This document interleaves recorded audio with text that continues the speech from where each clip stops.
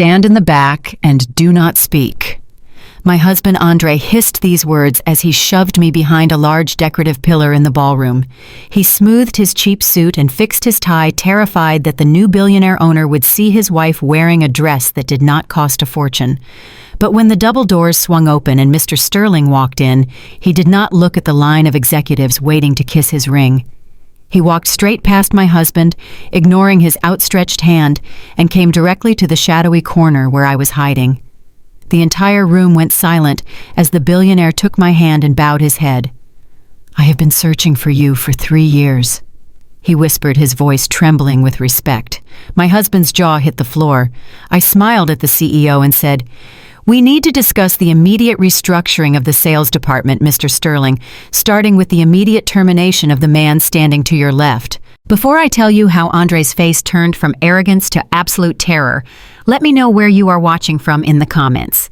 And if you have ever been treated like a dirty secret by a partner who should have been showing you off to the world, hit that like and subscribe button.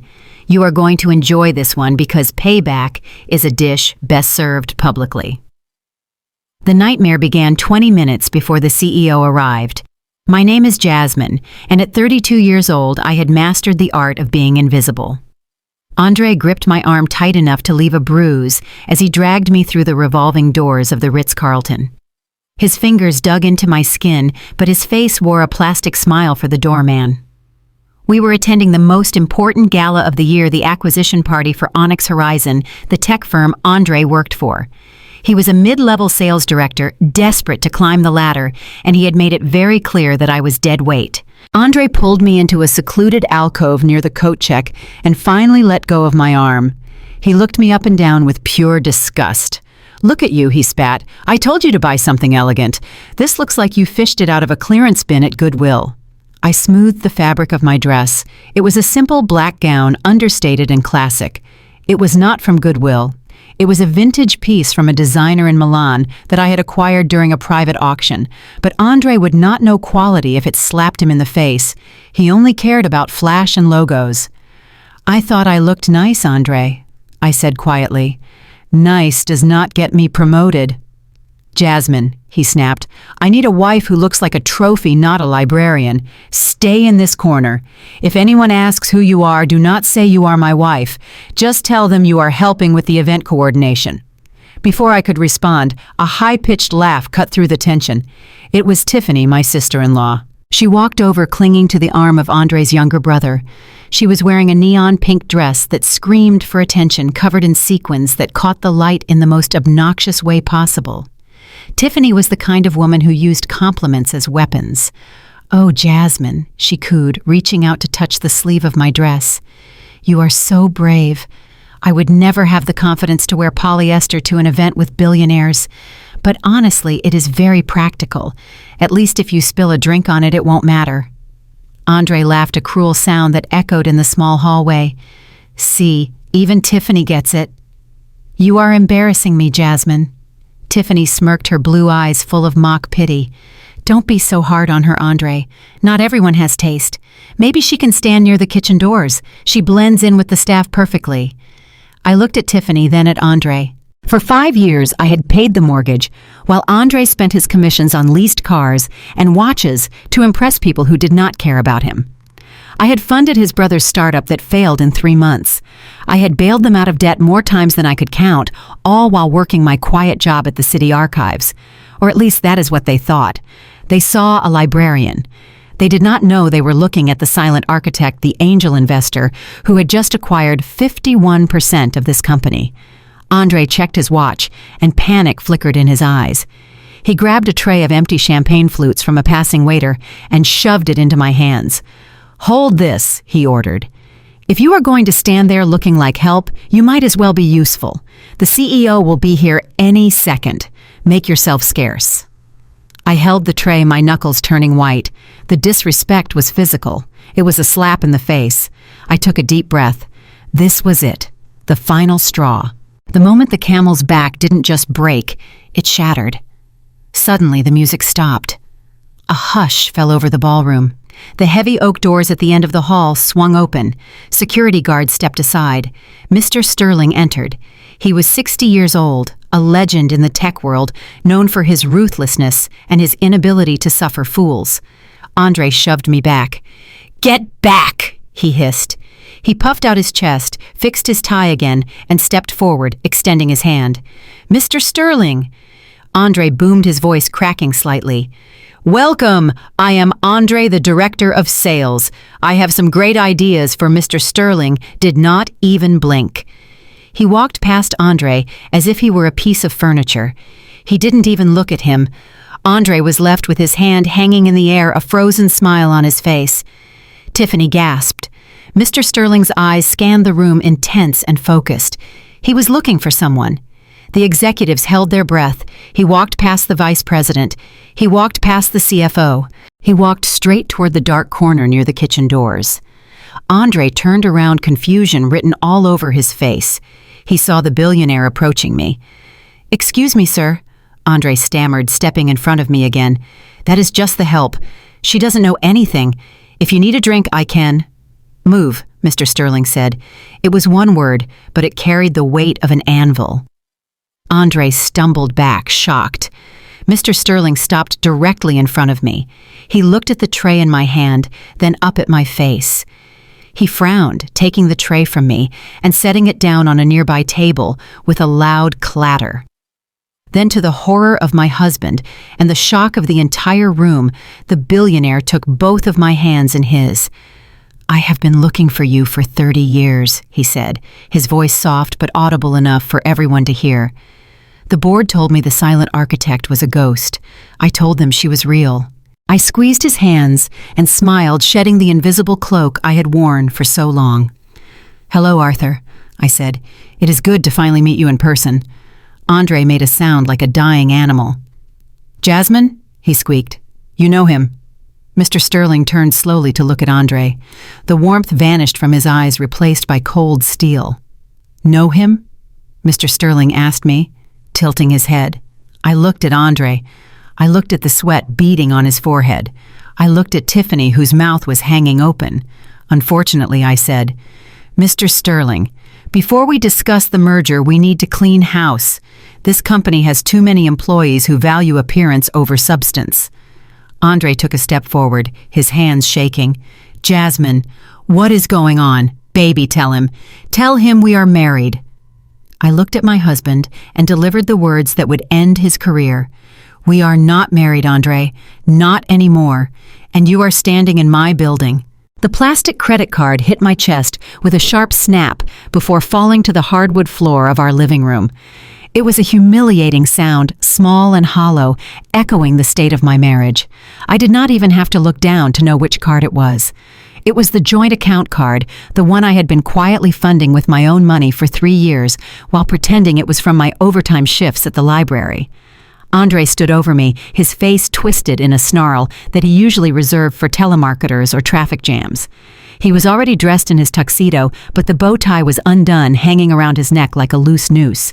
His hands were shaking not from fear, but from the sheer rage of being embarrassed. "Declined," Andre shouted, his voice bouncing off the thin walls of the apartment. The cashier at the gas station looked at me like I was a pauper Jasmine. "Do you have any idea how that feels, to be driving a leased BMW and have your card declined for $20 of premium fuel?"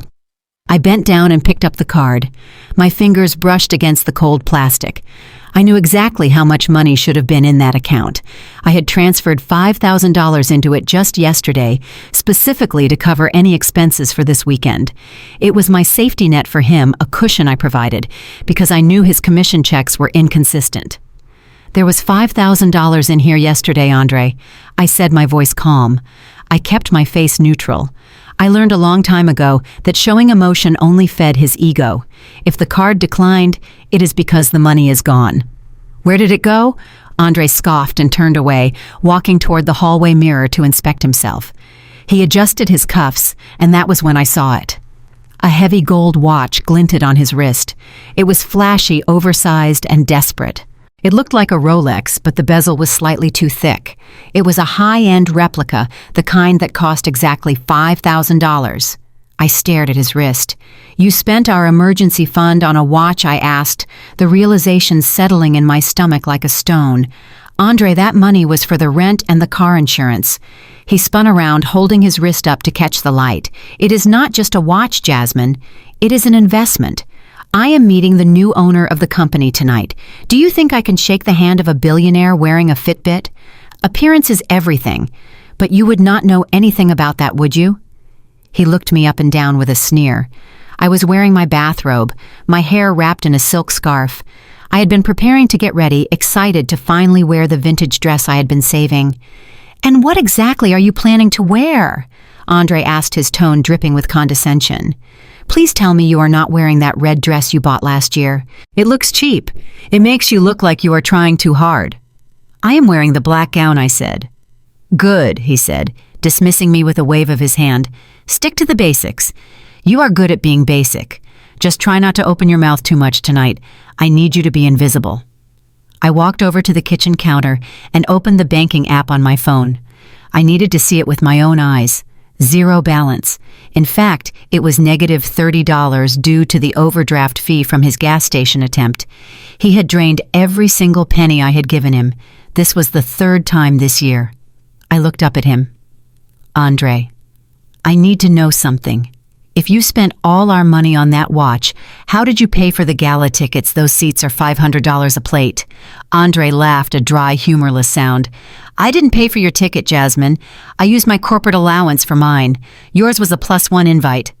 "Then where is the rest of the money?" I asked. I did the math in my head. The account had $5,000. The fake Rolex was likely $4,000. There was still money missing. Andre stiffened. He adjusted his collar, avoiding my eyes for the first time. "I bought VIP passes for Tiffany and Marcus," he muttered. I felt the air leave my lungs. Tiffany was his sister-in-law, a woman who had never worked a day in her life but constantly critiqued my career choices. Marcus was his younger brother, a man who thought entrepreneurship meant borrowing money and never paying it back. "You bought them VIP passes?" I asked, my voice dropping an octave. "Andre, those are $1,000 each. You used my savings to buy your brother and his wife tickets to an event they have no business attending while you scream at me about a declined gas card?" Andre slammed his hand on the table. "It is not your savings. It is our money. You are my wife. What is yours is mine. And unlike you, Tiffany and Marcus actually help me. Tiffany knows people. She knows how to socialize. She is going to introduce me to the VP of marketing. Marcus is going to be my wingman. They are assets. You are just there." He took a step closer, looming over me. His cologne was overpowering, a scent he bought because a magazine told him rich men wore it. "Do not ruin this night for me, Jasmine," he hissed. "I am this close to a promotion. If I get this director position, we will be set. I can finally stop worrying about pennies. But I need to look the part. I need a support system that elevates me, not one that drags me down with questions about a few $1,000s. A few $1,000s. To him, it was play money. To the woman he thought I was the archivist making $40,000 a year, it was survival money. He was stripping me dry, expecting me to be grateful for the privilege of watching him spend it. I looked at him. Really looked at him. I saw the fear behind his arrogance. He was terrified of being exposed as a fraud. He needed the watch, the VIP guests, the expensive suit, because without them he was hollow. "Fine," I said. I turned off my phone screen. "I will go get dressed." "Make it quick," Andre barked, checking his new watch. "The limo is picking up Tiffany and Marcus first, then coming for us. I do not want to keep them waiting. They are used to a certain standard of punctuality." I walked into the bedroom and closed the door. I leaned against the wood for a moment, breathing in the silence. He had taken everything. He had taken the money I pretended to scrape together. He had taken the dignity of our partnership. He had prioritized his freeloading family over his wife. I walked to the back of the closet and pushed aside the rows of sensible work clothes Andre despised. I reached into the garment bag in the far corner. I pulled out the black dress. To Andre, it was just an old black rag. He did not know it was a 1994 vintage Versace, a piece I had won in a silent auction in Paris 3 years ago for $12,000. He did not know that the fabric was silk crepe cut to perfection. I slipped the dress on. It fit like a second skin. I looked in the mirror. I did not see the tired librarian Andre saw. I saw the woman who had silently acquired the majority stake in the company Andre worked for. I saw the woman who could buy and sell his entire existence with a single phone call. I reached into my jewelry box and bypassed the simple pearl earrings Andre allowed me to wear. I opened the false bottom of the box. Inside lay a diamond tennis bracelet and a pair of solitaire studs that were worth more than the apartment building we lived in. I put them on. They were subtle enough that Andre would think they were cubic zirconia. He never looked closely enough to tell the difference. That was his fatal flaw. He never looked closely at anything. When I walked back out into the living room, Andre was on the phone laughing loudly. "Yeah, bro," I told her. "She is getting ready. No, she is not sitting at the main table. I put her in the general seating. I need you and Tiffany next to me at the head table." "Exactly. We need to look like a power team." He hung up when he saw me. He scanned my outfit, his eyes glazing over. "Fine," he grunted. "It is boring, but at least it is black. It hides your hips. Let's go. Tiffany and Marcus are waiting in the car. And Jasmine."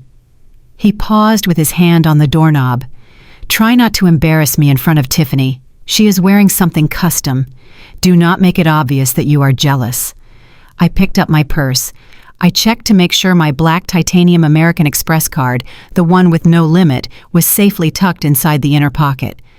"I won't say a word, Andre," I said softly. "I will let you do all the talking tonight."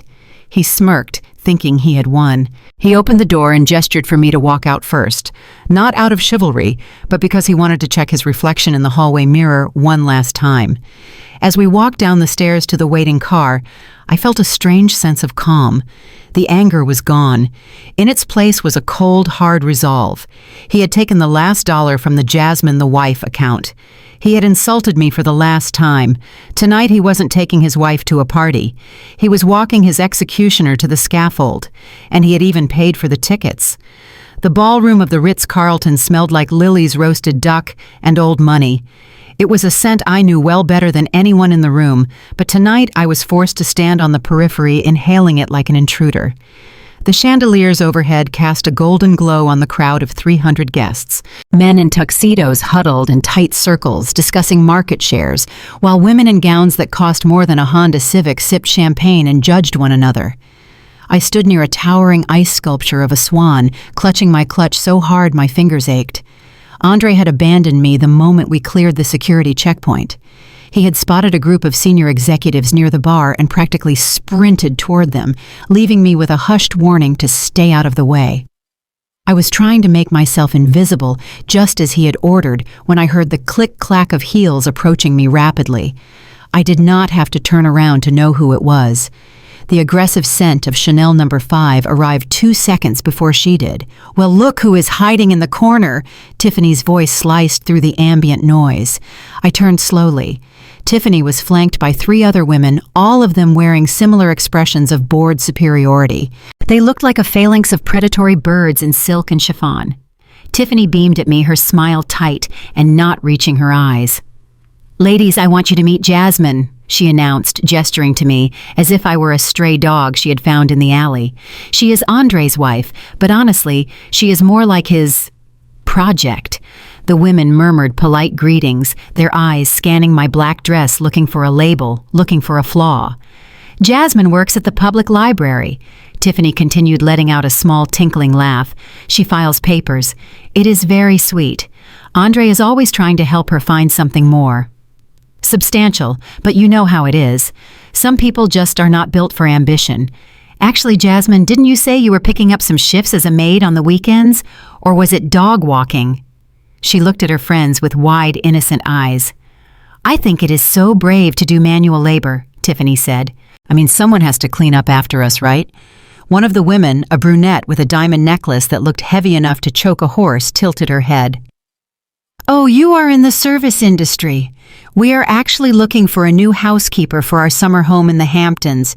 Is that something you would be interested in?" I felt the heat rise in my cheeks, not from embarrassment, but from the sheer audacity. They were testing me. Tiffany was feeding them lies to see if I would snap, to see if I would cause a scene that would ruin Andre's night. I took a breath and composed myself. I looked the brunette in the eye. Actually, I am an archivist, I said, my voice steady. I specialize in the preservation of rare historical financial documents. It requires a master's degree and a security clearance, not a mop. Tiffany waved her hand dismissively. Same thing, really. Paper dust, old things. It sounds dreadfully boring. But at least it keeps you busy while Andre is out doing the real work. She turned to a waiter passing by and grabbed a glass of red wine from his tray. She took a sip and wrinkled her nose. Ugh, she groaned. I told Andre to make sure they served the good stuff. This tastes like vinegar. I bet it is some cheap California blend. Honestly, if the new owner cannot even afford decent wine, I worry about the future of the company. I looked at the glass in her hand. The color was a deep, intense ruby, slightly opaque at the rim. The aroma wafting from it was distinct blackcurrant cedar and a hint of cigar box. I knew exactly what it was because I had personally selected the wine list for this event 3 weeks ago during a meeting with the catering director. It is not a California blend, Tiffany, I said quietly. She raised an eyebrow. Excuse me, it is a 1982 Chateau Léoville Las Casas, I said. It is a second-growth Bordeaux from the Saint Julien appellation. The year 1982 was legendary for the region due to the exceptionally warm summer. What you are tasting is not vinegar. It is the acidity that allows it to age for 40 years. The notes you should be looking for are graphite and dark cherry, not sugar. It retails for about $600 a bottle. The circle of women went silent. The brunette with the diamond necklace lowered her glass and looked at the wine with new respect. She took a sip, swirling it in her mouth. My goodness, she said. She is right. It is incredibly complex. I get the cedar notes now. Another woman looked at me with genuine curiosity. Do you collect wine? Jasmine, that is very specific knowledge for an archivist. For a second, the mask slipped. I was about to tell them that my personal cellar in the basement of the building I owned contained 3,000 bottles. I was about to tell them that I sat on the board of the vineyard that produced this wine. But before I could speak, a hand clamped down on my shoulder. There you are, Andre's voice boomed in my ear. He squeezed my shoulder hard, a silent warning.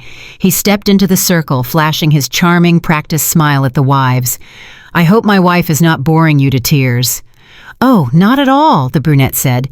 She was just teaching us about the wine. She really knows her vintages, Andre. You never told us she was a connoisseur. Andre laughed, a loud barking sound that grated on my nerves. Connoisseur. He shook his head, looking down at me with a look of pity. Oh, honey, do not listen to her. Jasmine spends all day on Google reading random facts. She likes to memorize things to sound smart at parties. She does not actually drink this stuff. She prefers boxed wine. Sweet red right, babe. He looked at me, daring me to contradict him, daring me to humiliate him by proving I was smarter than him. I stared at him. I could have destroyed him right then. I could have ordered a bottle of the 1945 Romanée Conti and charged it to my black card. But the game was not over yet. I read an article about it. I lied, forcing a smile. It was interesting. See, Andre said, winking at the women. Just trivia. Anyway, ladies, you look lovely tonight. Tiffany, that dress is stunning. Is that custom? Tiffany preened, stepping closer to him and placing a hand on his chest. Oh, stop it, Andre. You know it is. At least someone here appreciates high fashion. Andre turned his back to me, effectively cutting me out of the circle. I was dismissed. I was the child who had spoken out of turn and been sent to the corner. I stepped back, watching them. Andre was in his element, or so he thought. He was laughing too loud, agreeing too quickly, sweating slightly under the lights. He looked desperate.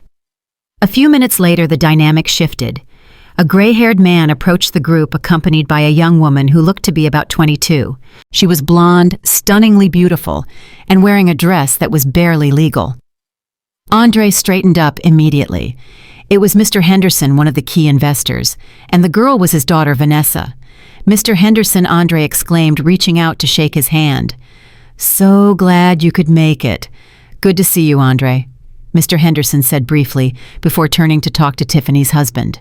That left Andre with Vanessa. I watched from 3 feet away as my husband transformed. His posture changed. He sucked in his stomach. He lowered his voice to a tone I had not heard in years, the tone he used when he was hunting. Hi, he said, leaning in close to her. I am Andre. I do not think we have met. Vanessa smiled, twirling a lock of hair. I am Vanessa. My dad dragged me here.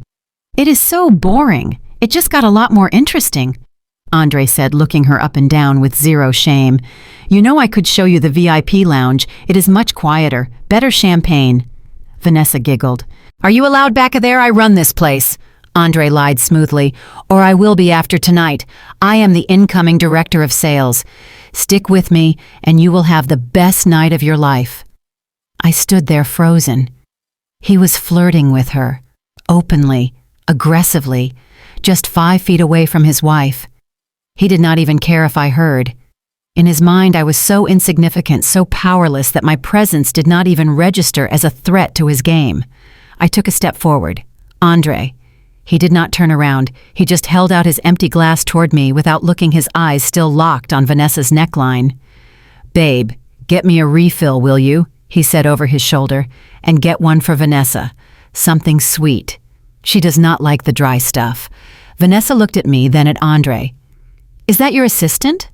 Andre laughed. Something like that. She takes care of the small stuff, so I can focus on the big picture. He waved the glass at me again, snapping his fingers. Chop chop, Jasmine. Do not keep the lady waiting. I looked at the empty glass in his hand. I looked at the smirk on Tiffany's face as she watched the interaction, clearly enjoying my humiliation. I looked at Vanessa, who regarded me with the same disinterest one would show a vending machine. For a moment, the sounds of the party faded away. All I could hear was the rushing of blood in my ears. The disrespect was total. It was absolute. He had stripped me of my name, my dignity, and my status. He had reduced me to a servant in front of the very people I was about to govern. I reached out and took the glass from his hand. His fingers brushed mine, warm and clammy. Sure, Andre, I said softly. I will get you exactly what you deserve. Good girl, he said, turning back to Vanessa. Now where were we? I turned and walked away toward the bar. But I did not go to the bar.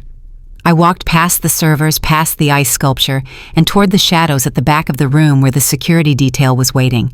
I checked my phone. It was 8:55. Mr. Sterling was scheduled to enter at 9 o'clock sharp. I adjusted my diamond bracelet. Andre thought I was fetching him a drink. He had no idea I was about to serve him his resignation. The countdown had begun. I walked back from the shadows of the ballroom, my heart beating a steady, rhythmic drum against my ribs. It was not the fast, erratic beat of fear. It was the heavy, powerful beat of a war drum. I had just confirmed with the head of security that Mr. Sterling was exactly 5 minutes away. The trap was set. The stage was prepared. All that was left was for the actors to take their places for the final act. As I approached the circle where my husband was holding court, I saw that he had moved on from flirting to full-on performance mode. He was leaning against a high-top table, gesturing wildly with his empty hand, while Vanessa, the investor's daughter, giggled at something he said. He looked like a king in his own mind, completely unaware that his crown was made of cardboard, and I was holding the match. Tiffany was the first to spot me returning.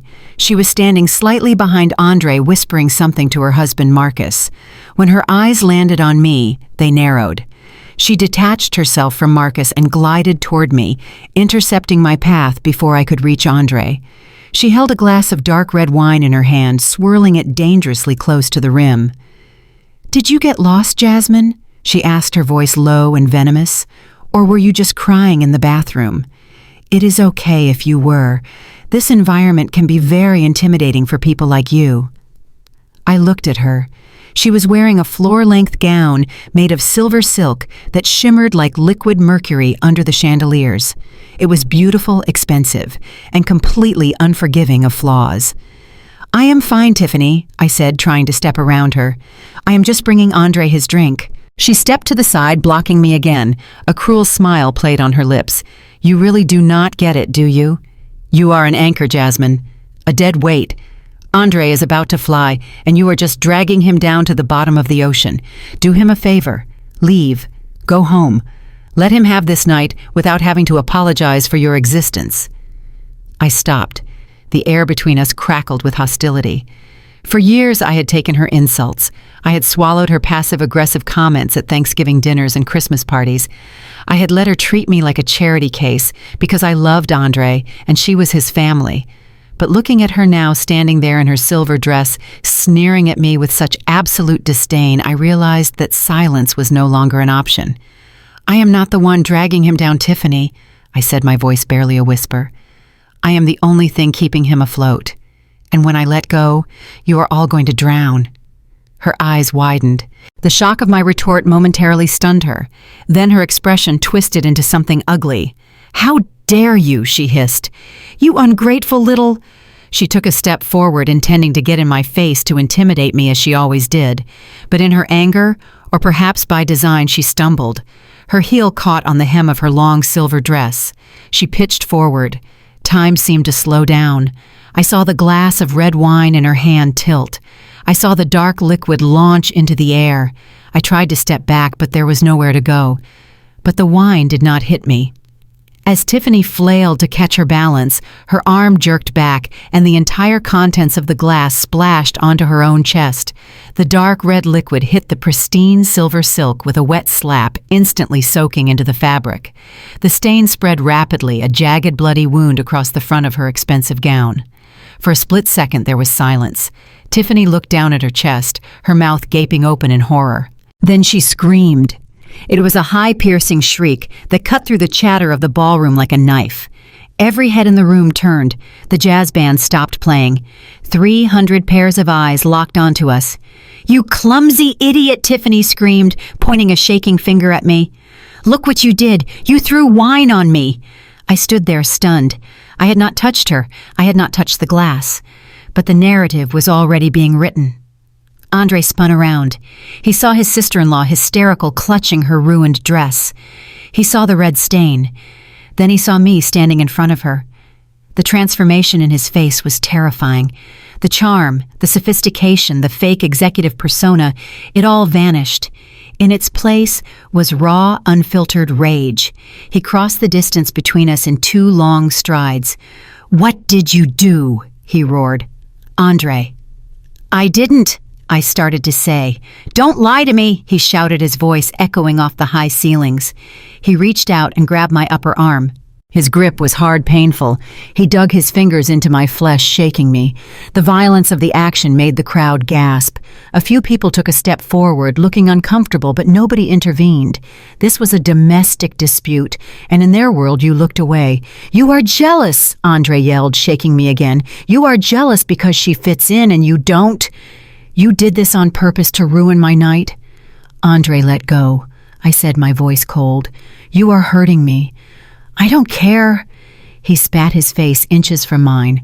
I could smell the alcohol on his breath. "Look at this. Look at what you did. That dress cost more than you make in a year." He shoved me. It was a hard physical push. I stumbled back, my heels skidding on the polished floor. I caught my balance just before I fell into a waiter holding a tray of hors d'oeuvres. The humiliation was absolute. My husband, the man I had vowed to love and cherish, had just physically assaulted me in front of the city's elite. He had chosen to believe a lie, chosen to protect his image, and chosen to discard me like trash. "Get out!" Andre seethed, pointing at the double doors. "Get out of here right now!" He did not lower his voice. He wanted them to hear. He wanted to distance himself from me as publicly as possible. "I do not want to see your face, Jasmine. You are done. Go back to the apartment, pack your bags, and get out of my life. I am filing for divorce in the morning. I am done carrying you." Tiffany was sobbing dramatically in the background, Marcus wrapping his arm around her and glaring at me. "You heard him," Tiffany wailed. "Get out, you psycho!" I straightened my spine. I smoothed the front of my black vintage dress. My arm throbbed where he had grabbed me, and I knew there would be bruises tomorrow. But the pain felt distant, like it was happening to someone else. Inside, the last ember of love I held for Andre flickered and died. It was replaced by the cold steel resolve of a woman who held the kill switch. I looked around the room. I saw the pity in the eyes of the women who had mocked me earlier. I saw the disgust in the eyes of the men. They all thought I was the villain. They all thought I was the crazy, jealous wife who couldn't handle her husband's success. I looked back at Andre. He was breathing hard, fixing his cuffs, already turning back to apologize to Mr. Henderson and Vanessa, trying to salvage his reputation. "I am so sorry about that, folks," I heard him say loudly. "Mental illness is a tragedy. I have tried to get her help, but—" I reached into my purse and pulled out my phone. I tapped the screen to check the time. It was 8:59. I looked at Andre's back. "Andre," I said. My voice was not loud, but it projected clearly across the silent room. He turned around, annoyed that I was still there. "I said, get out," he barked. I looked him dead in the eye. I did not blink. I did not cry. "You just made the biggest mistake of your life," I said calmly. Andre laughed. It was a cruel, mocking sound. "The only mistake I made was marrying you," he sneered. I looked at my watch again. The second hand swept past the 12. 9 o'clock. 5 minutes, I said. "In 5 minutes, you are going to wish you had never been born." Andre rolled his eyes. "Security!" he yelled, waving at the guards by the door. "Escort this woman out." 2 large men in dark suits stepped forward from the entrance. Andre smirked at me, crossing his arms. He thought he had won. He thought he was the powerful executive throwing out the trash. But the guards did not walk toward me. They stopped. They turned. They looked at the double doors behind them. The doors swung open with a heavy thud. The room froze. Andre frowned, looking from the guards to the doors. And then Mr. Sterling walked in. But he didn't walk in alone. He walked in with his personal legal team. And he walked in looking straight at the corner where I was standing. I didn't move toward the exit. I stood my ground. The burning sensation on my arm was a reminder. The wine stain on Tiffany's dress was a symbol, and the look on Andre's face was about to become my favorite memory. He had pushed me away. Now he was about to realize he had pushed away the only parachute he had. The show was over. The execution was about to begin. The front door of our apartment slammed shut with a force that shook the framed photos on the wall. I did not flinch. I was sitting on the beige sofa that I had bought with my bonus check 2 years ago, the one Andre believed had fallen off a truck. I had changed out of my vintage Versace gown and into a pair of silk pajamas, scrubbing the makeup from my face. I wanted to be barefaced for this. I wanted him to see exactly who he was destroying. Andre stormed into the living room. The tuxedo I had ironed for him was now rumpled, the tie, missing his top button undone. He smelled of cigars and arrogance. He did not look like a man who had just been publicly humiliated. He looked like a man who had just won the lottery. He marched up to the coffee table and threw a thick manila envelope down in front of me. It hit the glass surface with a heavy final thud. "Sign it," Andre said. His voice was hoarse but vibrating with energy. "Do not read it. Do not ask questions. Just sign it and get out." I looked at the envelope. I did not reach for it. "What is this, Andre?" I asked, keeping my voice flat. "It is your freedom, Jasmine," he said, pacing back and forth across the rug. "And more importantly, it is mine. Those are divorce papers. My lawyer drafted them weeks ago. I was waiting for the right moment, and after the stunt you pulled tonight, the moment is now." I watched him pace. He was manic. His eyes were wide and unblinking. "You want a divorce?" I asked. "After you assaulted me in front of 300 people, Andre stopped pacing and laughed. It was a terrifying sound, devoid of any guilt. Assault. Please. I was protecting my reputation. And guess what? It worked. You thought you could embarrass me? You thought you could ruin my night with your little jealousy act? You failed." He leaned down, placing his hands on the table, invading my space. "Mr. Sterling loves me, Jasmine." I blinked. The sheer delusion was breathtaking. "He loves you," I repeated. "He respects me." Andre corrected himself, standing up straight and puffing out his chest. "Did you see the way he looked at me after the security guards took over? Did you see how he held your hands?" "That wasn't affection, Jasmine. That was pity. He was looking at me, then looking at you, and he was thinking, how does a shark like Andre end up with a guppy like her?" Andre began to pace again, gesturing wildly. "When he walked you out, he was doing me a favor. He was clearing the deck. He was telling me, Andre, if you want to sit at my table, you need to trim the fat. And you, my dear wife, are 40% body fat on my career. I sat there processing his twisted logic. He had interpreted Mr. Sterling's reverence for me as a bro code signal to dump his wife. He actually believed that the billionaire owner of the company had escorted me away to help Andre focus on his job. "So you think you are getting the promotion?" I asked. Think Andre scoffed. "I know it." Mr. Sterling gave me a look, a nod. It was a subtle thing, businessman to businessman. He knows I have what it takes to lead the sales division, but he needs to know I am focused. That is why these papers need to be signed tonight. I want to walk into that boardroom tomorrow morning as a single man, a free man, a man with no baggage. He kicked the leg of the coffee table. "Read the terms if you want," he said, waving his hand dismissively. "But I will summarize them for you because I know legal jargon confuses you." I reached out and opened the envelope. I pulled out the document. It was thick, at least 30 pages. Andre had been planning this for a long time. Page 1, dissolution of marriage based on irreconcilable differences. Page 5, division of assets. I scanned the paragraph. The husband, Andre Davis, shall retain sole ownership and possession of the marital residence located at 4500 Oak Street.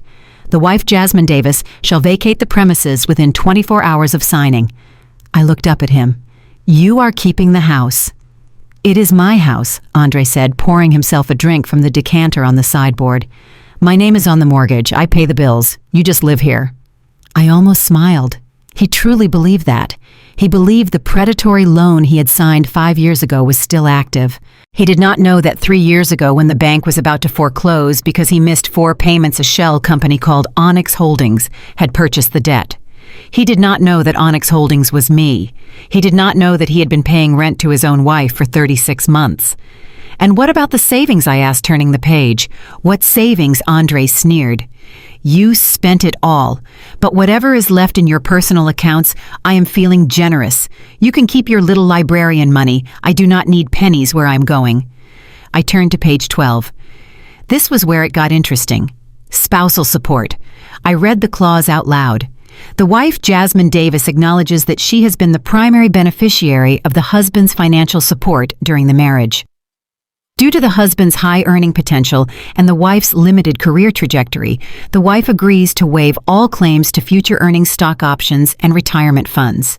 Furthermore, the wife agrees to reimburse the husband for living expenses incurred during the marriage, calculated at a flat rate of $2,000 a month for 5 years.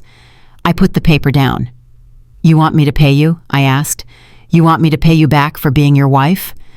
Andre took a sip of his drink and smirked. "It is called restitution, Jasmine. I carried you. I put a roof over your head. I bought you food. I paid for your car insurance. And what did you bring to the table? Nothing. You have zero ambition. You are content filing papers in a dusty basement while I am out there hunting big game." He walked over and sat in the armchair opposite me, crossing his legs. "My lawyer says it is a fair deal. You get to walk away without me suing you for emotional distress. I get to keep my assets and be reimbursed for the bad investment I made in you. It is just business." He leaned forward, his eyes gleaming with cruelty. "And let's be honest, Jasmine. You cannot afford a lawyer. You make $40,000 a year. My retainer for this divorce costs more than your car. If you try to fight this, I will bury you in legal fees until you are homeless. I will drag this out for years. I will make sure you starve." I looked at the man I had married. I looked at the man I had slept next to for 5 years. I tried to find a shred of the person he used to be, but there was nothing left. Just greed and a hollow, fragile ego. He was right about one thing. He was about to be buried in legal fees, but he was wrong about who would be holding the shovel. "So the plan is I sign this, I leave tomorrow, and you become the director of sales?" I asked, verifying his fantasy one last time. "Exactly," Andre said. "Tiffany is coming over at 8 in the morning with a truck to help move your stuff out. She is very excited to redecorate. She says this place needs a woman's touch, not a librarian's touch." "Tiffany," I said. "Of course. She is a good friend," Andre said. "She wants what is best for me, unlike you." He stood up and walked to the window, looking out at the city skyline. "I am going to rule this city, Jasmine," he whispered to himself. Mr. Sterling saw it. He saw the potential. Tomorrow, everything changes. I picked up the pen he had thrown on the table. It was a cheap ballpoint pen with a chewed cap. "You are right, Andre," I said. "Tomorrow, everything changes." I flipped to the signature page. I did not sign my name. Instead, I wrote a sequence of numbers. Andre turned around and saw me writing. "Good girl," he said. "See?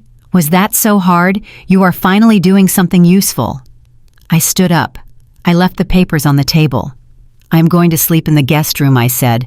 Andre laughed. "Enjoy it. It is your last night in a luxury apartment. Tomorrow you are back to the real world." I walked down the hallway, my bare feet silent on the floorboards. I entered the guest room and locked the door. I sat on the edge of the bed and pulled out my phone. I opened my secure email app. I composed a message to my legal team at Onyx Horizon. Subject: activation of asset recovery protocol. Body: the tenant at 4500 Oak Street has violated the lease agreement and declared intent to defraud. Initiate immediate foreclosure proceedings. Freeze all assets linked to Andre Davis. Serve the eviction notice at 9:00 a.m. tomorrow at the company headquarters. And please CC Mr. Sterling on the personnel file. I hit send. I lay back on the pillow and closed my eyes. Andre was in the living room drinking my whiskey, celebrating a victory that existed only in his head. He thought he was the lion. He thought he had just kicked the lamb out of the pride. He had no idea that he was locked in the cage with the zookeeper, and I had just turned off the lights. The divorce papers lay on the table in the other room, a testament to his greed. He wanted the house. He could have the house. But he was about to find out that a house is not a home when the locks change, the lights go out, and the bank comes to collect. And he certainly wasn't going to get his $2,000 a month. I fell asleep to the sound of Andre humming to himself, oblivious to the fact that his life as he knew it had exactly 8 hours left on the clock. The sound of packing tape ripping off the dispenser at 8 in the morning is a sound I will never forget. It was violent, loud, and sounded exactly like my life being torn apart. I was sitting at the kitchen island, nursing a black coffee, watching my marriage dissolve into a spectacle of greed. Andre had left for the office early, convinced he was walking into a promotion. Instead of a moving truck for my things, he had sent his demolition crew, Tiffany and Marcus. They had let themselves in with the spare key Andre had given them years ago, a key I had asked him to take back a dozen times. They did not knock. They just walked in like they were the new landlords. Marcus, Andre's younger brother, was wearing a tracksuit and holding a roll of neon green painter's tape. Tiffany was trailing behind him, holding a clipboard and a latte, looking like a general inspecting a battlefield she had already won. I watched them without saying a word. I wanted to see how far they would go. I wanted to see the depth of their entitlement before I buried them in it. Marcus walked straight to the 75-inch flat-screen television mounted on the living room wall. It was a television I had bought for Andre's birthday last year using my bonus from a successful merger. Marcus slapped a long strip of green tape across the screen. "Dibs," Marcus announced, his voice cracking with excitement. "Andre said I could have the entertainment system. My apartment needs an upgrade, and honestly, Jasmine, you won't have room for this in whatever studio apartment you end up in." He turned to the surround sound speakers, tagging them one by one. Green for Marcus, pink for Tiffany. He sang out, enjoying himself way too much. Tiffany walked over to the vintage Persian rug in the hallway. It was an antique I had sourced from a dealer in Istanbul. It was worth more than Marcus's entire life. She looked down at it, wrinkled her nose, and then slapped a pink sticky note on it. "I suppose I can put this in the guest room," she said, sipping her latte. "It is a bit dated, but if I get it professionally cleaned, it might work." Andre said I could take whatever furniture I wanted to help stage his new bachelor pad look, but honestly, Jasmine, your taste is so heavy. It is very old world. We need to modernize this place if Andre is going to entertain high-level executives. She walked into the kitchen, her heels clicking on the marble floors. She finally acknowledged my presence, offering me a pitying smile that made my blood boil. "Good morning, Jasmine," she said, setting her clipboard on the counter next to my coffee. "I hope you are almost packed. The movers Andre hired to take your things to storage will be here at noon. We need to have the main areas cleared out by then." I looked at the clipboard. It was a list of my furniture, my art, my appliances. She had already itemized everything she planned to steal. "You are tagging my things, Tiffany," I said, my voice calm. "That rug belongs to me. That television belongs to me." Tiffany laughed a soft, dismissive sound. "Oh, honey, let's not do this," she said, placing a hand on my shoulder. "We all know Andre paid for everything. You worked at a library. Let's be realistic. You contributed, sure, maybe with groceries or utilities, but the assets, the big-ticket items, those are Andre's. And since he is keeping the house, he keeps the furnishings. It is in the divorce papers you signed." I hadn't signed them, of course, but she didn't know that. She walked over to the espresso machine, a $3,000 Italian import I used every morning, and put a pink tag on it. "I am taking this," she said. "Andre never uses it, and you won't be able to afford the pods for it anymore. I am actually doing you a favor." Marcus walked into the kitchen carrying my laptop. My personal laptop. "Hey Tiff, check this out," he said. "It's a MacBook Pro, latest model. Andre said I could have it for my business." "Put it down, Marcus," I said. The temperature in the room dropped 10 degrees. Marcus looked at Tiffany, then back at me, clutching the laptop to his chest like a toddler with a toy.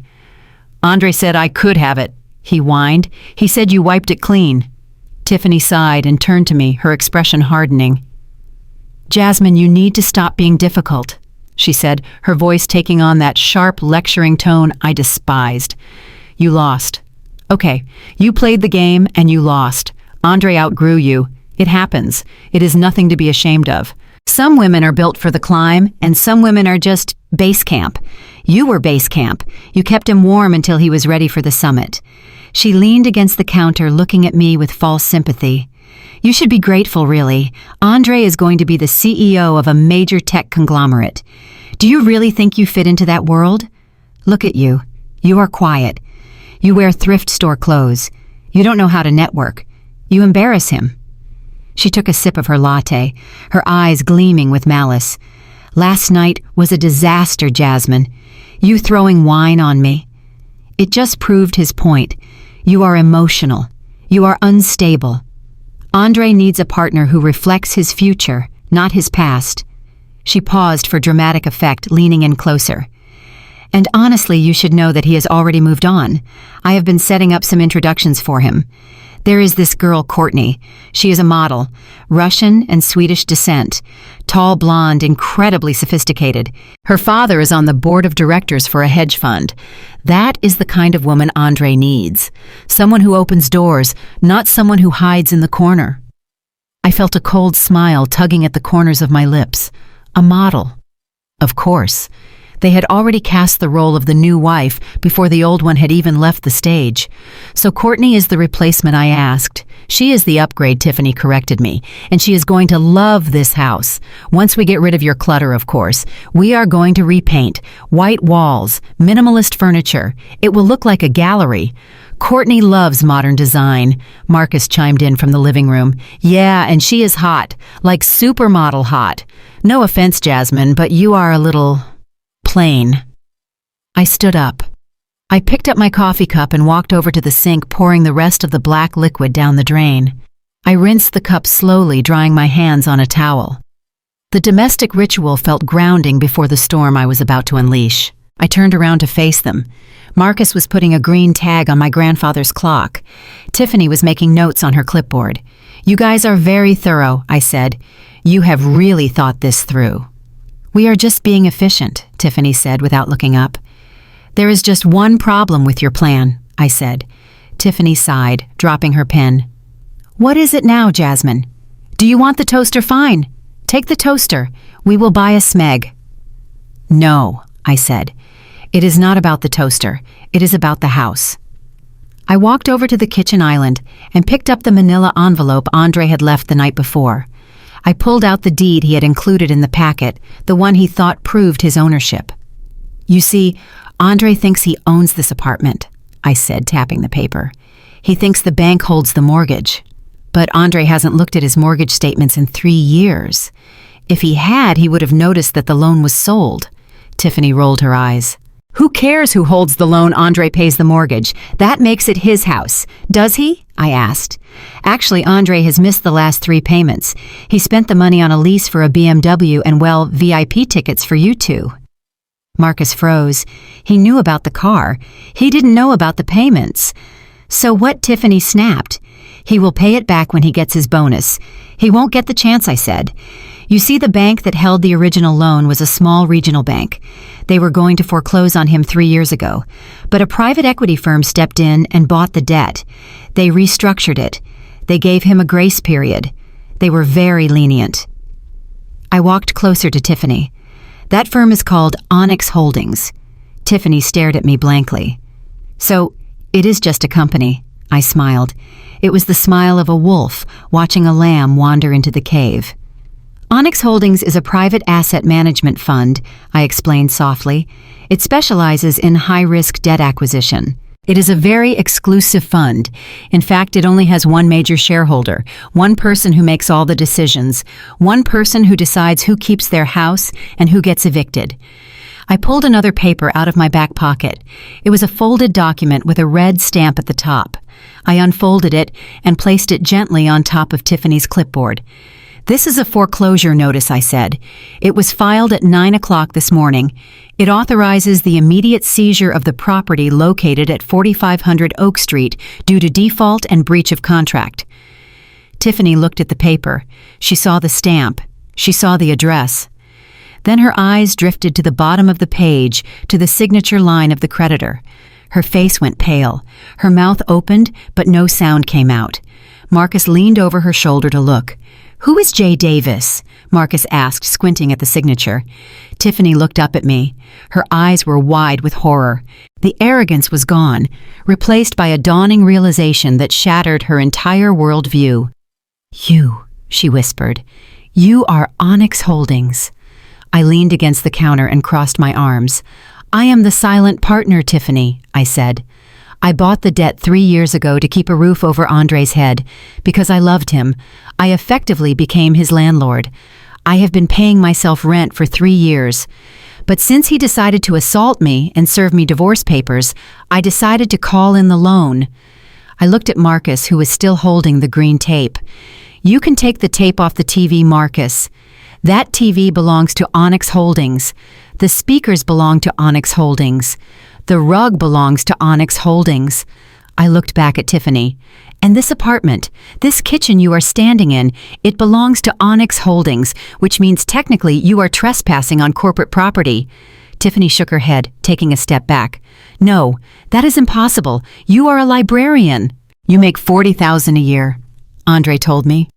"Andre sees what he wants to see," I said. "He saw a librarian. He didn't see the woman who developed the archival software that every major library system in the country uses. He didn't see the woman who sold that software patent for $45 million 5 years ago. He didn't see the capital I invested." I laughed a dry sound. "He was so busy looking for a trophy wife, he didn't realize he was married to the bank." I pointed to the door. "Get out of my house, Tiffany, and take your sticky notes with you." Tiffany didn't move. She couldn't move. She was paralyzed by the magnitude of her mistake. "But, Courtney," she stammered, "the new wife, the plan." I walked over to the security panel on the wall. "Tell Courtney she is welcome to move in," I said, punching in a code. "But she will have to sign a lease with me, and the rent just went up to $10,000 a month. Oh, and Tiffany." I looked at her one last time. "The police are on their way to enforce the eviction. I would suggest you run. It would be a shame if you got arrested in that outfit. It really doesn't go with handcuffs." Marcus dropped the laptop. It hit the floor with a crack. He didn't even look at it. He bolted for the door. Tiffany looked at me, hate and fear warring in her eyes. She grabbed her purse, leaving the latte on the counter. "Andre will fix this," she hissed, though her voice lacked conviction. "He is going to be the CEO. He will buy this place from you." I smiled. "He can try," I said, "but he is going to have a hard time doing that from a jail cell." Tiffany turned and ran after Marcus. I heard the front door slam. I stood alone in the silence of my kitchen. I looked at the green tape on the TV. I looked at the pink tag on the rug. I walked over and peeled the pink tag off the espresso machine. I crumbled it into a ball and flicked it into the trash. Step 2 was complete. The family had been neutralized. Now it was time for the main event. It was time to go to work. It was time to see Andre. The automatic glass doors of the Onyx Horizon headquarters slid open with a soft whoosh, admitting the man who believed he was the king of the world. Andre walked into the lobby at 8:45 in the morning, 15 minutes before the most important meeting of the company's history. He was wearing a brand new navy suit he had charged to his corporate expense account that morning, justifying it as a necessary uniform for his new role. He strode across the polished marble floor, his heels clicking with an authoritative rhythm that demanded attention. He did not look at the receptionists. He did not nod to the security guards he passed every day. He was already practicing the aloof detachment of a CEO. In his mind, the ink was already dry on his promotion. He had convinced himself that the disaster at the gala the night before was actually a test. A test he had passed by ruthlessly cutting ties with me. He believed Mr. Sterling valued decisiveness over loyalty. He bypassed the turnstiles, flashing his badge with a quick, dismissive motion. He stepped into the elevator and pressed the button for the 20th floor, the executive level. He whistled a tune as the doors closed, checking his reflection in the mirrored walls. He adjusted his tie, smoothed his hair, and practiced his winning smile. When he arrived at the sales floor, he didn't go to his cubicle. He went straight to the break room where the junior associates gathered for coffee. He wanted an audience. "Morning, team," Andre boomed, clapping his hands together. The associates looked up startled. "Big day today," Andre announced, pouring himself a coffee from the premium machine reserved for management. "I just want you all to know that changes are coming. Good changes. We are going to trim the fat in this department. We are going to focus on high-value targets. And for those of you who stick with me, the rewards will be significant." A young sales rep named Kevin looked at him nervously. "Did you hear something, Andre? Is the acquisition finalized?" Andre winked. "Let's just say I had a very private, very productive conversation with Mr. Sterling last night. He and I are on the same page. The old leadership is out. Fresh blood is in. And as for my personal life, well, let's just say I have cleared the decks. No more distractions. Just pure focus." He took a sip of coffee, savoring the bitterness. Suddenly, the phone on the wall buzzed. It was the direct line from the front desk. Kevin answered it. "Hello," Kevin said. He listened for a moment, his eyes widening. He looked at Andre. Andre, it is the front desk. They say Jasmine is here." Andre froze. The cup stopped halfway to his mouth. His face flushed with a mixture of anger and embarrassment. "Jasmine," he repeated, his voice dropping to a growl. "Yeah," Kevin said. "They say she is asking for access to the executive elevator. She says she has a meeting." Andre slammed his coffee cup down on the counter. The liquid splashed over the rim, staining the white laminate. "She does not have a meeting," Andre snapped. "She is here to beg. She is here to make a scene because she knows I am about to be promoted." He stormed out of the break room, marching toward the elevators. "I will handle this," he shouted over his shoulder. "And Kevin, if she calls again, hang up." Andre hit the lobby button, his finger jabbing the plastic hard enough to crack it. He tapped his foot impatiently as the elevator descended. He was furious. How dare I show up at his place of business? How dare I try to tarnish his moment of glory? He had already evicted me. He had already served me papers. Was I that desperate? The elevator doors opened on the ground floor, and Andre stepped out into the lobby like a bull entering an arena. He scanned the room. The lobby was a cavernous space of glass and steel designed to intimidate. And there I was, standing near the security desk. I was not wearing the thrift store clothes he despised. I was not wearing the librarian cardigans. I was wearing a tailored white suit that cost more than his car. My hair was pulled back in a severe, elegant bun. I held a leather portfolio in my hand. I stood tall, my posture perfect, waiting for the guard to verify my credentials. Andre didn't notice the suit. He didn't notice the portfolio. He only saw the woman he had discarded. "Stop!" Andre yelled, his voice echoing off the high ceilings. He ran across the lobby, waving his arms. People turned to stare. Clients waiting on the sofas lowered their newspapers. The receptionist looked up in alarm. "Do not let her in," Andre shouted at the head of security, a large man named Frank, who had worked there for 10 years. I turned slowly to face my husband. I didn't smile. I didn't frown. I just looked at him with the detached curiosity of a scientist observing a rat in a maze. "Andre," I said calmly, "good morning. Don't you—" "Good morning me?" Andre hissed, stopping a few feet away. He was breathing hard, his face red. "What are you doing here, Jasmine? Are you stalking me? Did you track my phone?"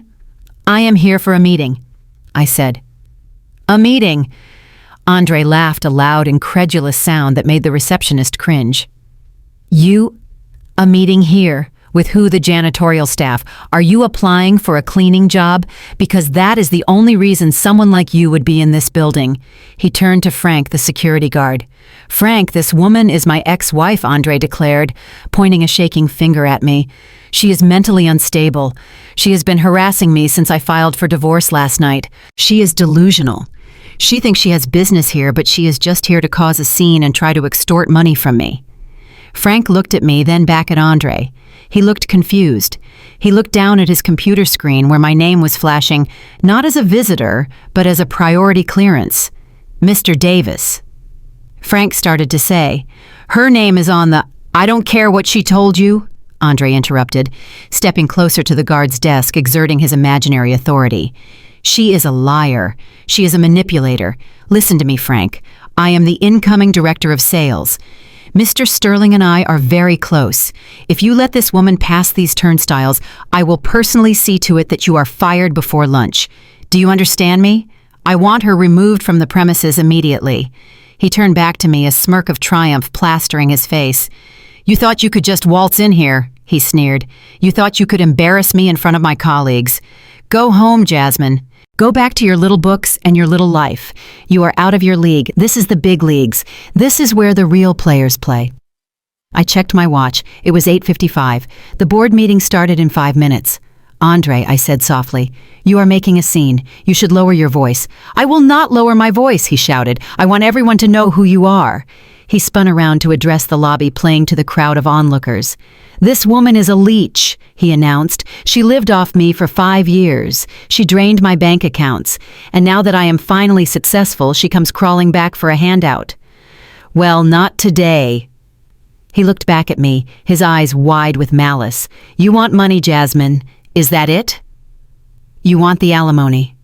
He reached into his pocket and pulled out his wallet. He grabbed a handful of $20 bills and threw them at me. The bills fluttered through the air, drifting down to the marble floor like dead leaves. "There," Andre spat. "There is your lunch money. Now get out of my sight before I call the police and have you arrested for trespassing." I looked down at the money on the floor. I didn't move to pick it up. I looked at the receptionist who had her hand over her mouth. I looked at Frank, who was now standing up, his hand hovering over his radio. "Frank," Andre barked. "Why is she still standing there? Throw her out."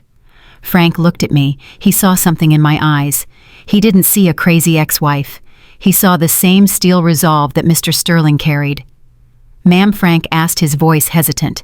I stepped forward. I didn't look at Andre. I looked directly at Frank. "Frank," I said, "please swipe your badge and open the gate. I am running late." Andre stepped in front of the turnstile, blocking my path with his body. "Over my dead body," he said. "You are not going up there. You are not going to ruin my promotion." He leaned in close, his voice dropping to a whisper only I could hear. "You are nothing, Jasmine. You are a zero. You are a stain on my suit. Walk away now and maybe I will let you keep the car. Stay and I will destroy you." I looked at him. I saw the fear behind the bluster. He was terrified. He knew deep down that he was a fraud. He needed this barrier. He needed to keep me out because my presence reminded him of who he really was. "I am not here for you, Andre," I said. "I am here for the board." "The board." Andre laughed again. "You don't even know what a board is." Suddenly, the elevator doors behind the turnstiles pinged. A group of executives walked out. They stopped when they saw the commotion. Among them was the vice president of HR. "What is going on here?" the VP asked, walking over. Andre straightened up, fixing his jacket. "Mr. Thompson," Andre said, putting on his professional mask. "I apologize for the disturbance. This woman is a domestic issue I am handling. She is refusing to leave. I was just instructing security to escort her out so we can maintain the integrity of the workplace." The VP looked at me. He frowned. He didn't recognize me. I had kept my identity very well hidden. Miss the VP said. "If you have no business here, you need to leave. Mr. Davis is a valued member of our team and we cannot have harassment in the lobby." Andre smirked at me. "See, valued member. Now beat it."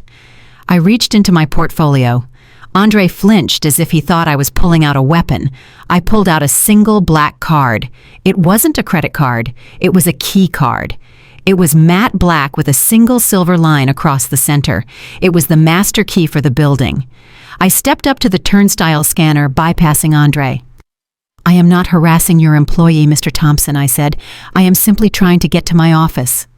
Andre grabbed my wrist. "That is a fake card," he yelled. "She stole it." "Frank, grab her." He yanked my arm, trying to pull me away from the gate. That was the mistake. Frank, the security guard, didn't grab me. He saw Andre put his hands on a woman in the lobby. He saw the aggression. Mr. Davis let go of her. Frank shouted, coming around the desk. "No," Andre screamed, losing all control. "She is a thief! She is a liar!" He wrestled with me, trying to pry the card from my fingers. The $20 bills crunched under our feet. "Get off me, Andre," I said, my voice cutting through the noise like a whip. I shoved him back. He stumbled, slipping on the polished floor, and fell hard onto his back. The lobby went silent. Andre scrambled to his feet, his face purple with rage. He lunged at me again, but this time Frank stepped in between us. He put a heavy hand on Andre's chest. "That is enough," Sir Frank said sternly. "Back away." Andre looked at Frank, then at me, then at the VP. "You are siding with her," Andre shrieked. "She is a nobody." I stepped up to the scanner. I tapped the black card. Beep! The light turned green. The gate opened. I walked through. I didn't look back. I walked to the elevator bank. I pressed the call button. The doors opened immediately as if they were waiting for me. As the doors began to close, I saw Andre standing at the turnstile held back by Frank. He was screaming something, but the sound was muffled. He looked small. He looked pathetic. He thought he had blocked the crazy ex-wife. He didn't realize he had just assaulted the chairman of the board. I watched the numbers climb. Floor 10, floor 15, floor 20. The doors opened. Mr. Sterling was waiting for me in the hallway. He looked at my face, then at the slightly rumpled sleeve of my jacket. "Did he try to stop you?" Mr. Sterling asked. I nodded. He tried. Mr. Sterling's face hardened. "He is here downstairs." "Yes," I said. "He is waiting for his promotion." Mr. Sterling gestured toward the boardroom doors. "Then let's not keep him waiting," he said. I walked into the boardroom. The long mahogany table was full. 12 men and women in expensive suits turned to look at me. They were the existing board members. They looked confused. They were expecting a shareholder, not a woman who looked like she had just been in a brawl. I walked to the head of the table. The chair was empty. It was the biggest chair in the room. I placed my portfolio on the table. I looked at the nameplate in front of the chair. It read, "Chairman." I sat down. "Bring him up," I said into the intercom. It was time for the reveal. The air inside the boardroom on the 20th floor was thin and cold, the kind of atmosphere where careers were made or destroyed in the span of a heartbeat. The heavy mahogany table, polished to a mirror shine, stretched down the center of the room like a runway. Seated around it were 12 of the most powerful men and women in the tech industry, the existing board of directors. They shifted uncomfortably in their leather chairs, checking their watches, adjusting their silk ties, and glancing nervously at the empty chair at the head of the table. Mr. Sterling stood near the window, his back to the room, looking out at the city skyline. He had not said a word since the meeting was called to order. The silence was suffocating. Sitting near the middle of the table, sweating through his new navy suit, was Andre. He had managed to get past security after I left the lobby, likely by bullying Frank or flashing his badge until they just let him go to avoid a lawsuit. He was breathless, his tie slightly crooked, but his eyes were bright with a manic energy. He believed he had won. He believed that the scene in the lobby was just a minor hiccup, a final test of his resolve that he had passed with flying colors. He sat there tapping his gold pen against the table, projecting an image of confidence that was as thin as the veneer on his fake Rolex. He looked around at the other board members, offering them tight, conspiratorial nods. He wanted them to see him as one of them. He wanted them to believe he belonged at this table. Mr. Sterling finally turned around. He walked slowly to the front of the room, his face unreadable. He placed his hands on the back of the empty chairman's chair, gripping the leather. "Ladies and gentlemen," Mr. Sterling began, his voice low and gravelly. "Thank you for coming on such short notice. As you are aware, this company has been struggling with direction for the past 3 years. We have had innovation, yes, but we have lacked vision. We have lacked the capital to compete with the giants." He paused, letting his gaze drift over the faces in the room. His eyes lingered on Andre for a fraction of a second longer than the others. "That changes today," Mr. Sterling continued. "I am pleased to announce that the acquisition of our company has been finalized. As of 9 o'clock this morning, 100% of the controlling stock has been purchased by a private equity firm known as Onyx Horizon." A murmur went through the room. The board members exchanged surprised glances. They knew Onyx Horizon by reputation only. It was a ghost fund, a massive pool of capital that moved silently, buying up distressed assets and turning them into gold mines. No one knew who ran it. Andre sat up straighter. This was it. This was his moment. He cleared his throat loudly, drawing the room's attention. He stood up, buttoning his jacket, assuming the role of the eager lieutenant ready to serve the new regime. "Mr. Sterling," Andre said, his voice booming with false authority. "On behalf of the sales division, I want to say that we welcome this change. We are ready to execute the new vision. In fact, I have already prepared a restructuring plan that aligns perfectly with aggressive growth." The other board members looked at him with a mixture of annoyance and confusion. Andre was just a sales director. He wasn't a board member. He had invited himself to this meeting, but in the chaos of the transition, no one had asked him to leave. Andre took their silence as encouragement. He walked toward the front of the room, standing near Mr. Sterling, positioning himself as the right-hand man. "I know that change requires sacrifice," Andre preached, looking at the faces of his superiors. "It requires focus. It requires cutting out the dead weight." He paused for dramatic effect, placing a hand over his heart. "I take this responsibility very seriously. In fact, just this morning, I had to make a very difficult personal decision to ensure my total commitment to this company. I had to remove a negative element from my life. My wife." The room went dead silent. Mr. Thompson, the VP of HR, frowned deeply. This was not appropriate boardroom talk. Andre didn't notice. He was on a roll. "She was a distraction." Andre continued, his voice taking on a tragic, martyr-like tone. "She didn't understand the demands of this level of business. She was small-minded. She was jealous of my success. She even tried to storm the building this morning to sabotage me. But I stopped her. I had security remove her. Because nothing comes before this company. Nothing comes before the bottom line." He looked at Mr. Sterling, expecting a nod of approval. He expected the billionaire to clap him on the back and say, "Good man, Andre. That is the kind of ruthlessness we need." Instead, Mr. Sterling just stared at him. His expression was not one of admiration. It was one of profound curiosity, like a biologist watching a poisonous toad puff itself up before being eaten by a snake. "You removed her?" Mr. Sterling asked quietly. "I did," Sir Andre said, puffing out his chest. "I cut the cord. I am now 100% free to lead. I am ready to meet the new owner and show him exactly what Andre Davis can do." Mr. Sterling looked at the clock on the wall. It was 9:10. He smiled. It was a cold, sharp smile. "I'm glad to hear that, Andre," Mr. Sterling said, "because the new owner is very eager to meet you. In fact, the new owner has been listening to your speech with great interest." Andre looked confused. He looked around the room. "He is here?" Andre asked. "Is he on a video call?" Mr. Sterling shook his head. "He is not here, Andre. She is here." At that exact moment, the double doors at the back of the boardroom swung open. They didn't just open. They were pushed wide by 2 men in dark, tailored suits. These weren't security guards. These were litigators. They were partners from the most expensive law firm in the city, men who charged $1,000 an hour just to breathe the same air as you. And walking between them was me. I was not the woman Andre had left in the lobby. I was not the woman who had worn a bathrobe while he screamed about a declined credit card.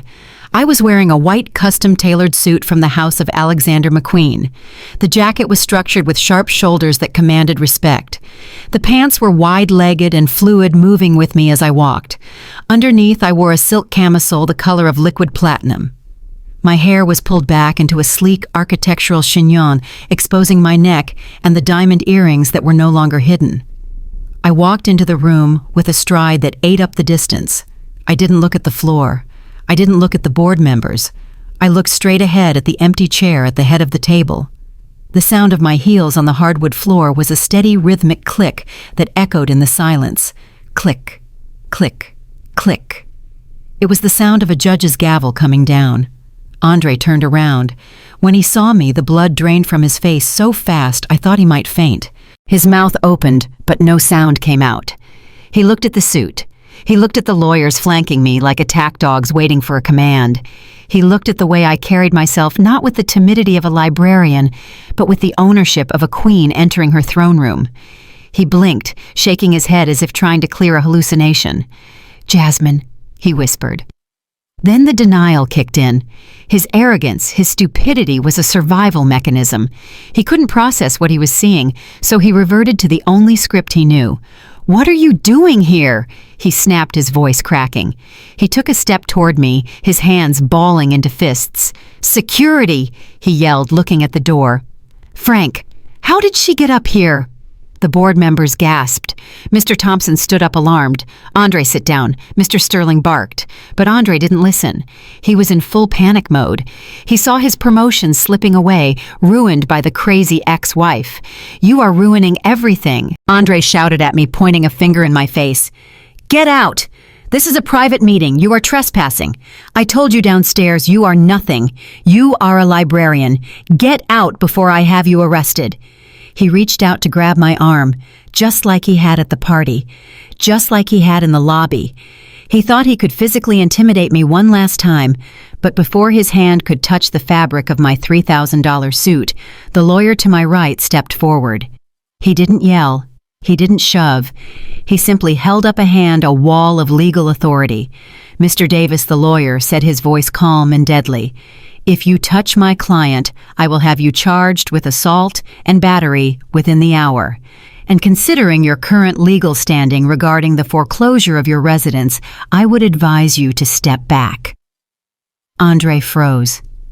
"Client?" he stammered. "Lawyer?" He looked at me.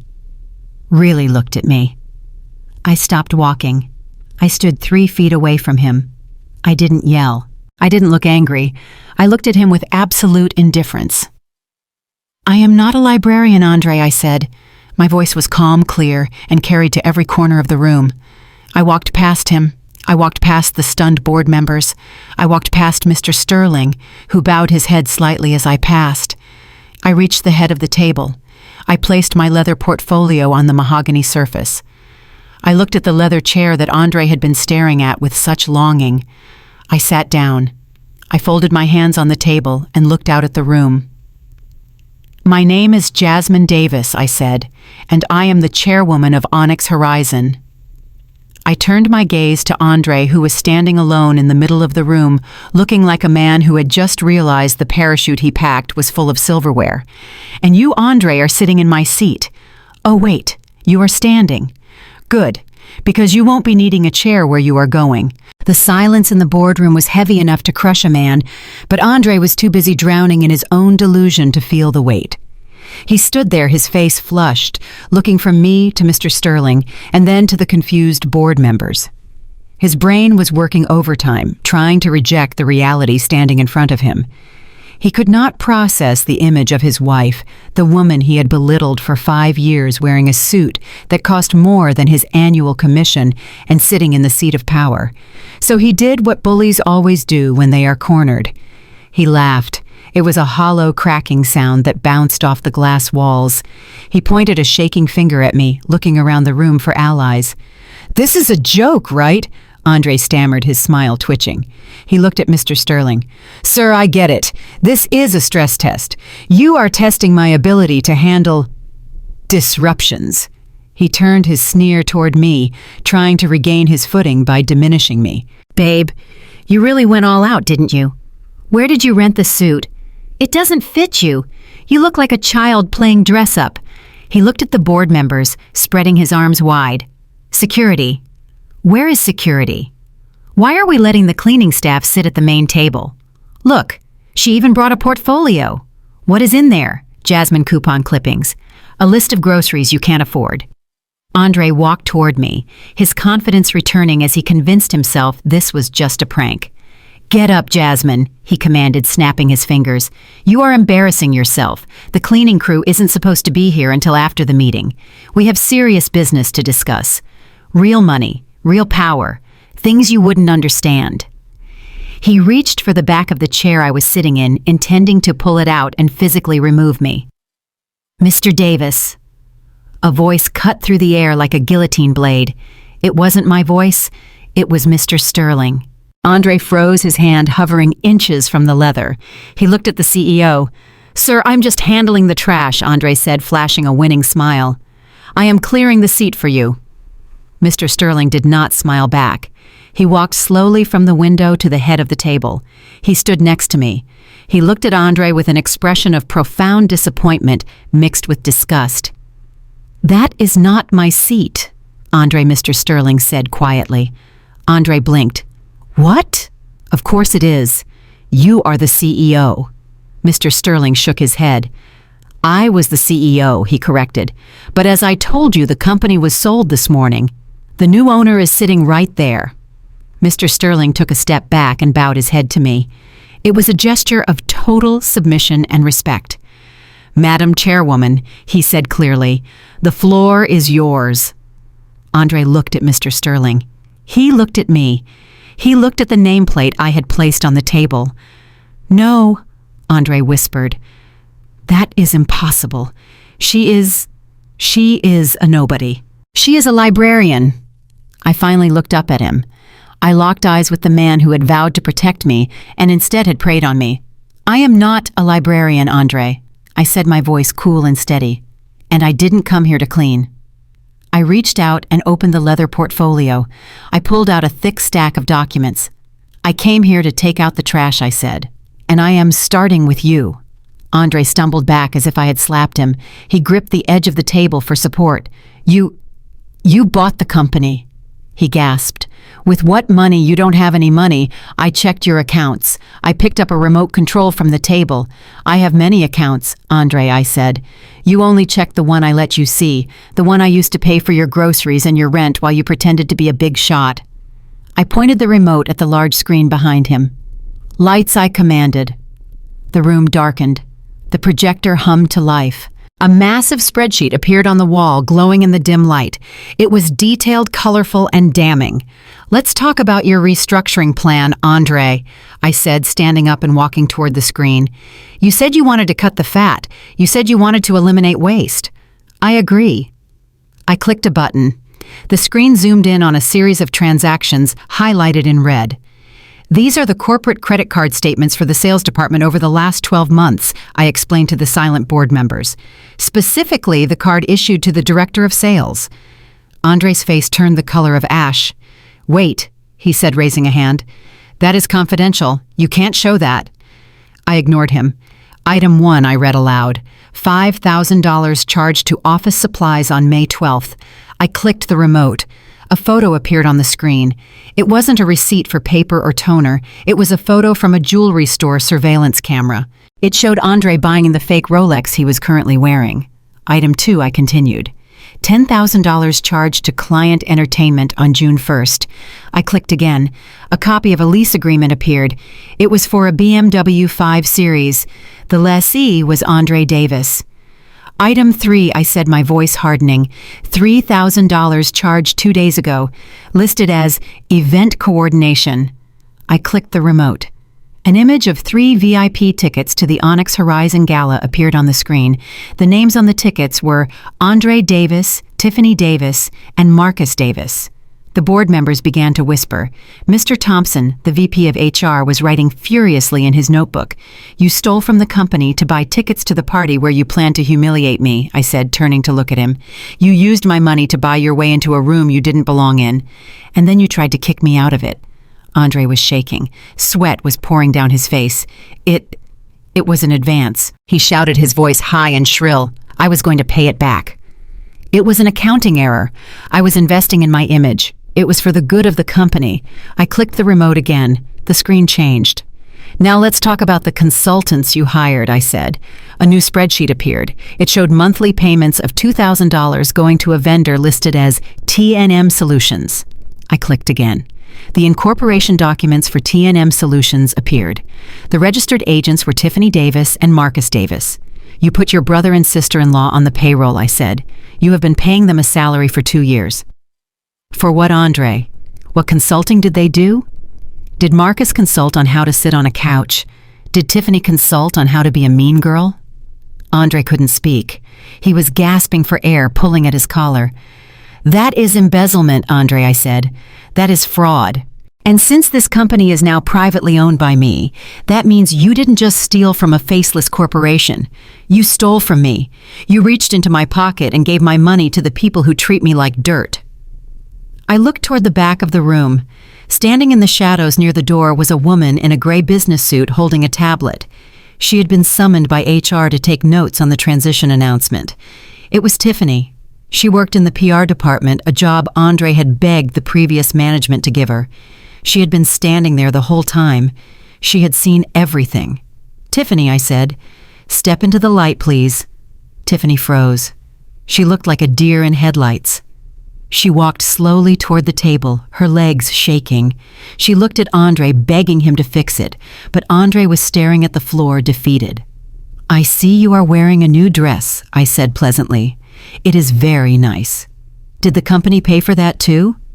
Tiffany swallowed hard. Jasmine, I didn't know. I swear. Andre told me it was a bonus. I smiled. I am not talking about the money, Tiffany. I am talking about the emails. I pointed the remote at the screen one last time. The spreadsheet vanished. In its place appeared a series of email threads. They were sent from a private Gmail account, but the content was unmistakable. Subject Onyx Horizon, Prototype Specs. Recipient Competitor at techgiant.com. I watched the color drain from Tiffany's face. You work in public relations, I said. Your job is to protect the company's image. But according to these logs, you have been selling our proprietary data to our direct competitors for 6 months. The board members gasped. This was not just theft. This was corporate espionage. This was prison time. Tiffany started to cry. It wasn't the fake manipulative crying she used on Andre. This was real ugly fear. No, she sobbed. I didn't. Marcus told me to. He said we needed the money. He said nobody would notice. I looked at the two of them. The golden couple, the people who had mocked my clothes, my job, my very existence. They stood there stripped of their arrogance, revealed for exactly what they were, thieves and liars. Mr. Thompson, I said, turning to the VP of HR. Yes, Madam Chairwoman, he asked, standing up. You have the evidence, I said. I want them terminated immediately, for cause. I want their security clearances revoked. I want their personal effects searched. And I want the legal department to file charges with the district attorney before lunch. Charges, Andre squeaked. Jasmine, you can't. We are married. You can't send your husband to jail. I sat back in my chair, crossing my legs. I am not sending my husband to jail. Andre, I said. I am sending a former employee who stole $100,000 to jail. I looked at Tiffany. And you, Tiffany. You said I wasn't built for ambition. You said I was base camp. I leaned forward. You were right. I am not base camp. I am the mountain. And I just caused an avalanche. I pointed to the door. Security, I said calmly. Take the trash out. Frank, the security guard from the lobby, stepped into the room. He had a grim satisfaction on his face. He walked up to Andre and grabbed him by the arm. Let's go, Mr. Davis, Frank said. Andre tried to pull away. Jasmine, he screamed as Frank dragged him toward the door. Jasmine, please, I can explain. We can work this out. I love you. I didn't look at him. I looked at the screen at the numbers at the empire I had built in silence while he played make-believe. Tiffany followed them, wailing her heels, clicking frantically as she was escorted out by a second guard. The door slammed shut. The silence returned to the room, but this time it wasn't heavy. It was clean. I looked at the board members. They were staring at me with a mixture of fear and awe. They knew that the era of mediocrity was over. I picked up my pen. Now, I said, let's get to work. Who has the quarterly projections? Wait. My voice sliced through the chaotic noise of the boardroom like a razor blade. It was not loud, but it carried an authority that made everyone freeze. Frank, the head of security, stopped midway through the doorway. He still had a firm grip on the collar of Andre's expensive new suit jacket, but he paused, looking back at me for instruction. Andre was panting, his face a mask of sweat and desperation. He looked like a man dangling from a cliff, terrifyingly aware that his fingernails were starting to slip. "I am the creator of Project Genesis," Andre screamed, his voice cracking with hysteria as he tried to twist out of Frank's grip. He looked wildly at the board members, begging them to listen. "You cannot fire me. I am the only one who understands the code. I am the only one who knows how the algorithm works. If you let me go, the entire sales infrastructure collapses. I am the architect. I am the genius behind the quarterly growth. You need me." He looked at Mr. Sterling, his eyes pleading. "Tell her, sir. Tell her about the presentation I gave last month. The predictive model. It was flawless. That was me. That was all me. She is just an investor. She writes checks. She doesn't know how the machine works." I sat there perfectly still, my hands folded on the mahogany table. I watched him flail. I watched him try to use his professional competence as a shield, the last defense of a man who had lost everything else. He truly believed it. That was the saddest part. He had told himself the lie for so long that he had started to believe he was actually brilliant. I stood up slowly. The chair scraped softly against the floor. "Bring him back in, Frank," I said. Frank hesitated, then shoved Andre back into the room. Andre stumbled, straightening his jacket, a flicker of hope igniting in his eyes. He thought he had found an opening. He thought I was worried about the project. He thought he still had leverage. "You see," Andre said, breathing hard, looking at the board members with a smug, shaky smile. She knows she can't run this without me. I am the golden goose." I walked around the edge of the large table. I moved slowly, deliberate in every step. I stopped directly in front of him. I was close enough to smell the fear on him mixed with the fading scent of his cologne. "Project Genesis," I repeated softly. "That is what you call it, right? The predictive sales algorithm that got you your bonus last year. The one that predicts market trends with 99% accuracy." Andre nodded vigorously. "Yes, it is my intellectual property. It is my baby." I turned to the screen behind me. I picked up the remote again. "Pull up the source code for Project Genesis Y," commanded the system. The screen flickered.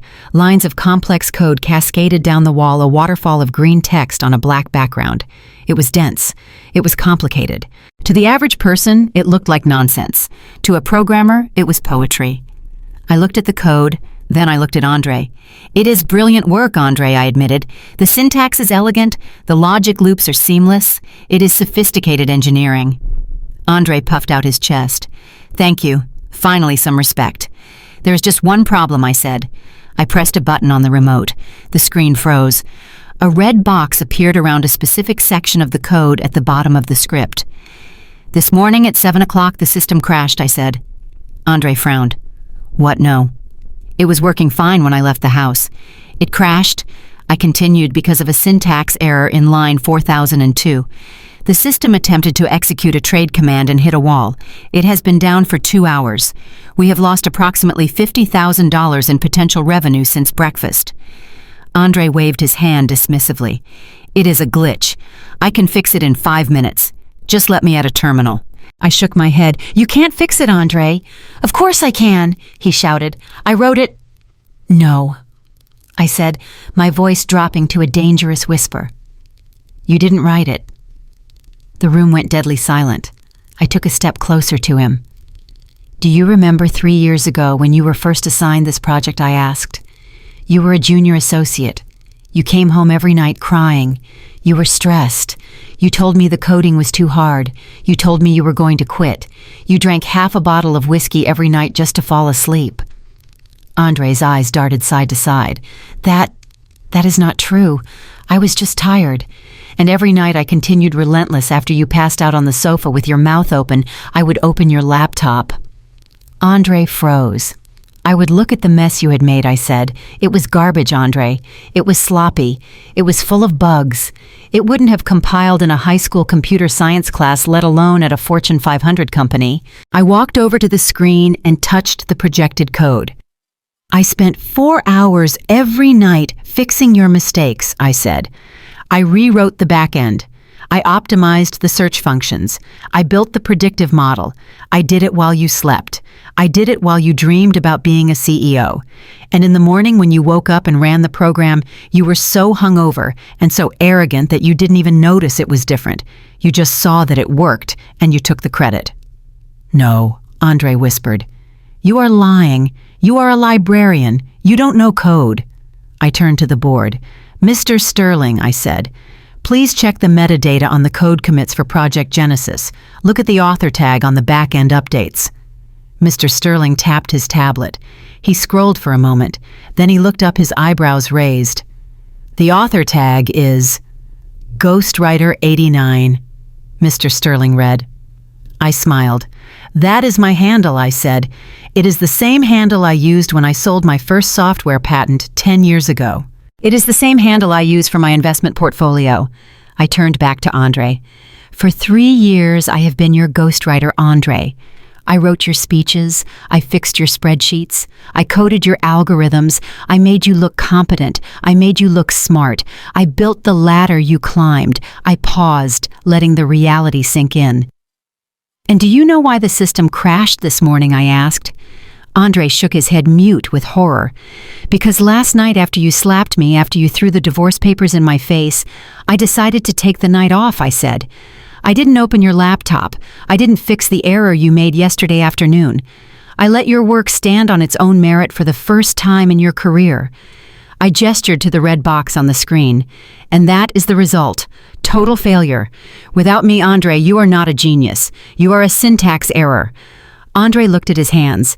He looked at the board members who were now looking at him with open contempt. The illusion was gone. He wasn't the rising star. He was a fraud who had ridden on the back of the woman he despised. But why, he croaked, tears welling in his eyes. Why did you do it? Why did you help me if you were rich because I was your wife? I shouted, the sudden volume making him flinch. Because I believed in us. I thought we were a team. I thought if I helped you shine, we would both glow. I didn't care about the credit. I didn't care about the applause. I just wanted my husband to be happy. My voice softened, returning to icy calm. But you didn't want a partner, Andre. You wanted a prop. You wanted someone to look down on so you could feel tall. You took my work, my money, and my love, and you treated them like tribute you were owed. I walked back to the head of the table. I placed my hands on the leather chair. You said something to me last night, I said. You said it to Tiffany. You said it to that girl, Vanessa. You said you needed a wife who was worthy of your ambition. I looked him dead in the eye. Congratulations, Andre. You had one. You had a wife who was a multimillionaire tech mogul. You had a wife who was secretly running the industry you were trying to break into. You had a wife who could have given you the world on a silver platter if you had just treated her with a shred of decency. I sat down in the chairman's seat. I leaned back, looking every inch the boss. But you were too stupid to realize that the woman fetching your coffee was the one signing your paycheck. I looked at Frank. Get him out of my sight, Frank, and make sure he takes his box of personal items. I don't want his mediocrity cluttering up my building. Andre didn't fight this time. He slumped. His shoulders collapsed. The arrogance evaporated, leaving behind a small, broken man. He let Frank turn him around. He let Frank drag him toward the door. He looked back at me one last time. He looked at the suit. He looked at the chair. He looked at the woman he had thrown away. I didn't look back. I looked down at my agenda. Next item, I said to the board, my voice clear and strong. Let's discuss the expansion into the European market. I have some ideas I have been working on. The door clicked shut. Andre was gone. The parasite had been removed, and for the first time in years, the room felt clean. The air was fresh, and I was finally completely free. The door to the boardroom had barely clicked shut behind my screaming husband when it opened again. This time, it was not security. It was the law. 2 uniformed officers and a detective in a cheap gray suit stepped into the room. The air in the conference room shifted instantly from corporate tension to criminal gravity. The board members who had been whispering frantically among themselves fell dead silent. I remained seated at the head of the table. I did not look surprised. I had called them an hour ago, right after I sent the evidence to the district attorney. "Detective Miller," I presume I said, my voice cutting through the silence. The detective looked at me, then at the stunned faces of the board. He nodded. "Mrs. Davis," he said. "We received the packet from your legal team. We have a warrant for the arrest of Andre Davis on charges of grand larceny, embezzlement, and wire fraud. He is in the hallway," I said, gesturing calmly toward the door. "Security is detaining him." The detective signaled to the uniformed officers. They turned and marched out. I looked at Mr. Thompson, the VP of HR, who was wiping sweat from his forehead with a handkerchief. "Mr. Thompson," I said, "you might want to go out there. You have some termination paperwork to process, and I imagine it is difficult to sign documents when one is wearing handcuffs." Mr. Thompson nodded vigorously, grabbing his files. "Yes, Madam Chairwoman, immediately." I stood up. I wanted to see this. I wanted to witness the moment the fantasy finally died. I walked out of the boardroom, followed by a few curious directors who couldn't resist the spectacle. In the wide hallway near the elevator bank, the scene was chaotic. Andre was pressed against the wall by Frank.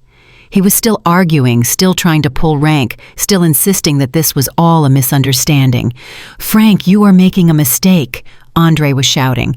"When I explain this to Mr. Sterling, you are going to be parking cars for a living."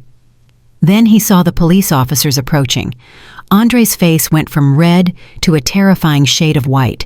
He stopped struggling. He looked at the uniforms. He looked at the handcuffs hanging from the officer's belt. "Andre Davis," the detective asked. Andre swallowed hard. Yes, but I am the director of sales. I have a meeting." "You have the right to remain silent," the detective recited, spinning Andre around and pulling his arms behind his back. The sound of the handcuffs ratcheting shut was loud in the quiet hallway. Click, click, click. It was the sound of a steel trap snapping onto the leg of a wolf. Andre looked over his shoulder. He saw me standing in the doorway of the boardroom. "Jasmine," he yelled, desperation cracking his voice. Tell them it was a loan. Tell them I was going to pay it back." I walked slowly toward him. I stopped 5 feet away. I crossed my arms over my white suit. "It wasn't a loan, Andre," I said softly. "Loans have paperwork. Loans have approval. What you did was theft. You stole $100,000 to buy a lifestyle you didn't earn. And you did it while treating the person who was subsidizing your life like garbage." I looked at the detective. "Take him away," I said. As they began to drag him toward the elevators, the door to the stairwell burst open. Tiffany came running out, mascara running down her face, followed by the second security guard. "Wait!" Tiffany screamed. "Wait!" "I didn't do anything. I was just following orders. Andre made me do it." She stopped when she saw Andre in handcuffs. She saw the police. She saw the reality of the situation crashing down. Mr. Thompson stepped forward holding a tablet. "Ms. Davis," he said, his voice cold and professional. "Effective immediately, your employment with Onyx Horizon is terminated for cause." Tiffany looked at him trembling. You can't fire me. I have a contract." "You breached your contract when you sent proprietary data to our competitors," Mr. Thompson said. "We have the server logs. We have the emails. And just so you know, we are not just firing you." He tapped the screen of his tablet. "I have just notified the Public Relations Society of America. I have also sent a formal advisory to every major recruitment firm in the city. You have been flagged for corporate espionage." Tiffany's jaw dropped. What does that mean?" she whispered. "It means," I interrupted, stepping forward so she could see me clearly, "that you are blacklisted, Tiffany." I looked her up and down, just as she had done to me so many times. "You will never work in PR again," I said. "You won't get a job writing press releases for a dog-walking service. You are radioactive. In this industry, reputation is currency, and you just went bankrupt." Tiffany looked at me with pure hatred, but underneath the hate was a terrifying realization. Her career, her social standing, her identity, it was all gone. "You did this," she hissed. "You planned this. You let us think we were winning." "I didn't have to plan anything, Tiffany," I said. "I just gave you enough rope. You and Andre were the ones who decided to hang yourselves with it." The elevator doors opened. The police shoved Andre inside. He was weeping now, ugly, heaving sobs that echoed in the small metal box. "Jasmine," he wailed one last time as the doors began to slide shut. "I am sorry." I watched the doors close. I watched the digital numbers start to descend. I looked at Tiffany. "Get your box," I said, "and get out of my building. If I see you here again, I will add trespassing to the list of charges the lawyers are filing against you." Tiffany turned and ran toward the elevators, stabbing the button frantically, desperate to escape the gaze of the board members who were watching her with disgust. I turned back to Mr. Thompson. "Ensure that the forensic audit is completed by noon," I instructed. "I want to know every single penny they stole." "And Mr. Thompson." "Yes, Madam Chairwoman. Send a memo to the entire company," I said. "Tell them that Onyx Horizon has a new policy. We value integrity over image. And tell them that the position of Director of Sales is now vacant." I walked back into the boardroom. I sat down at the head of the table. I picked up my pen. The room was quiet, but it wasn't the silence of fear anymore. It was the silence of respect. The villains were gone. The stage was cleared. And I had a company to run. 3 days had passed since the boardroom doors closed on my marriage. The silence in my life was no longer empty. It was heavy with peace. I was sitting in my new corner office on the top floor of the Onyx Horizon building. The view was breathtaking. From this height, the people on the street looked like ants. The cars looked like toys. It was a perspective I had been denied for too long because I had spent so many years looking up at a man who was desperately trying to keep me down. My phone sat on the glass desk.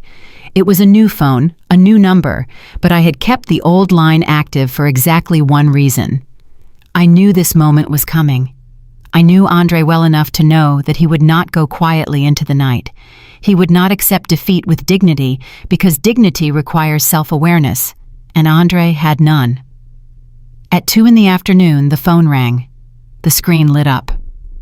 Unknown caller. I picked it up. I did not say hello. I just pressed the green button and held the device to my ear. There was a crackle of static, followed by a robotic female voice that sounded like Judgment Day. "This is a collect call from an inmate at the Metropolitan Correctional Center. To accept the charges, press 1. I pressed 1. The line clicked. There was a pause. I could hear background noise, shouting, the clanging of metal doors, the distinct echoing hum of a place where hope goes to die. Jasmine. The voice was unrecognizable. It wasn't the booming, arrogant baritone of the director of sales. It wasn't the smooth, charming voice of the man who flirted with waitresses. It was a small, broken whimper. It was the voice of a child who had lost his mother in a grocery store. "Jasmine, are you there? Please, baby, say something." I swiveled my chair around to face the window. I watched a cloud drift slowly across the sun. "I am here, Andre," I said. "Oh, thank God," he sobbed. The sound of his crying was wet and desperate. "Thank God you picked up. I have used my one phone call every day to try to reach you. Jasmine, you have to get me out of here. It is a nightmare. The bed is just a metal slab. The food is inedible. There are guys here." "Jasmine, I don't belong here. I am a businessman. I am not a criminal." I listened to him. Even now in a cage, his primary concern was his comfort. He didn't ask how I was. He didn't ask if I was okay after he had publicly humiliated me. He only cared about the hardness of the bed. "You are a criminal, Andre," I said calmly. "The district attorney has a mountain of evidence. You stole over $100,000. That is a felony. I didn't steal it," he cried, his voice rising in panic. "I borrowed it. I told you I was going to pay it back as soon as the bonus check cleared. You know I was good for it. We were partners, Jasmine, husband and wife. What is mine is yours, right? Why are you doing this to me?" I closed my eyes. The gaslighting was so ingrained in him that he couldn't stop even when the walls were closing in. "We were never partners, Andre," I said. "Partners share burdens.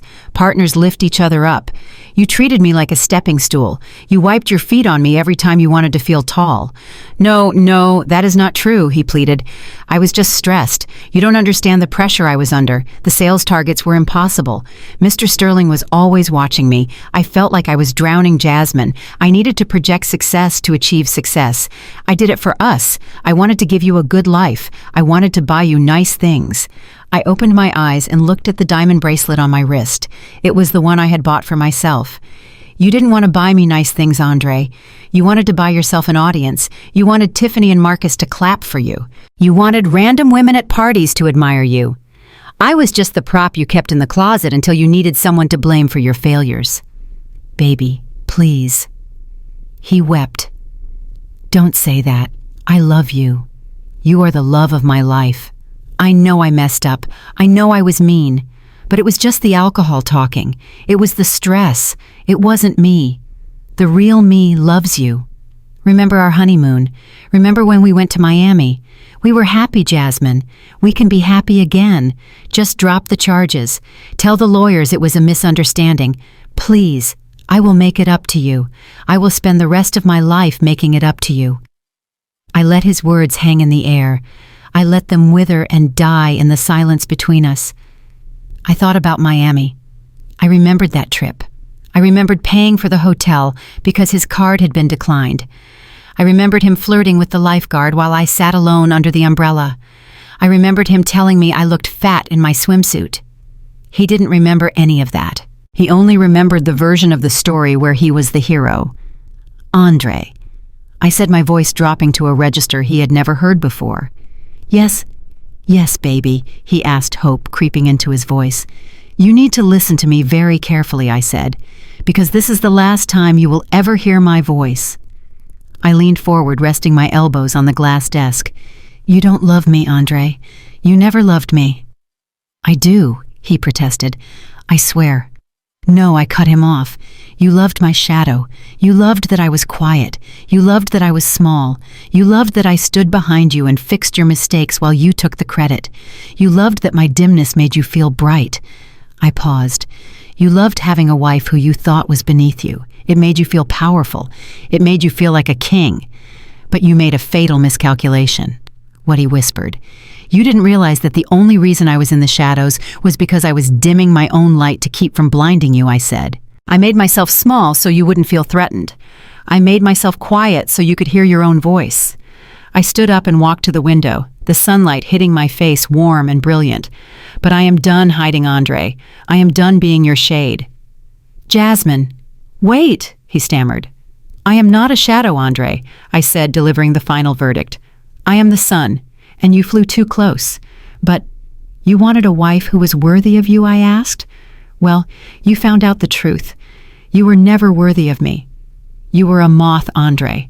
And now I look down at the city feeling the power coursing through my veins. Now you are just ash. You are burned out. Jasmine, please don't hang up. Goodbye, Andre, I said. Enjoy the darkness. It is all you have left. I pressed the red button. The line went dead. The sobbing stopped. The pleading stopped. I looked at the phone for a second. Then I opened the settings. I scrolled down to the number. I pressed block caller. I placed the phone back on the desk. I took a deep breath. The air in the office smelled like fresh orchids and victory. There was a knock on the door. It was my new assistant, a sharp young woman named Chloe. Madam Chairwoman, she asked, the European expansion team is ready for you in the conference room. I turned away from the window. I smoothed the lapel of my white suit. I smiled. It wasn't the polite, hidden smile of Jasmine the librarian. It was the radiant, unstoppable smile of Jasmine the CEO. I am coming, Chloe, I said. I walked out of the office, leaving the phone and the past behind me. I had a meeting to lead. I had an empire to build. And for the first time in my life, I was walking in the full light of day. The wind whipping across the private airfield was cold, but for the first time in 5 years, I did not feel the chill. I felt only the invigorating bite of freedom. A black town car idled on the tarmac, its engine a low, respectful purr. Standing at the bottom of the air stairs to the Gulfstream G650 was Mr. Sterling. He was checking his watch, not with impatience, but with the eager anticipation of a man who knows the next chapter of his legacy is in safe hands. I stepped out of the car. My heels clicked on the pavement, a sound that had become my anthem over the last 24 hours. I was still wearing the white Alexander McQueen suit. It was no longer just a piece of fabric. It was armor. It was the uniform of the woman who had burned her old life to the ground and used the ash to pave a road to the runway. I walked toward the jet. The sun was setting, casting long golden shadows across the concrete. I looked at those shadows. For years I had lived inside one. I had lived in the shadow of Andre's ego. I had lived in the shadow of his family's disdain. I had made myself small so they could feel big. I had made myself silent so they could hear their own empty voices.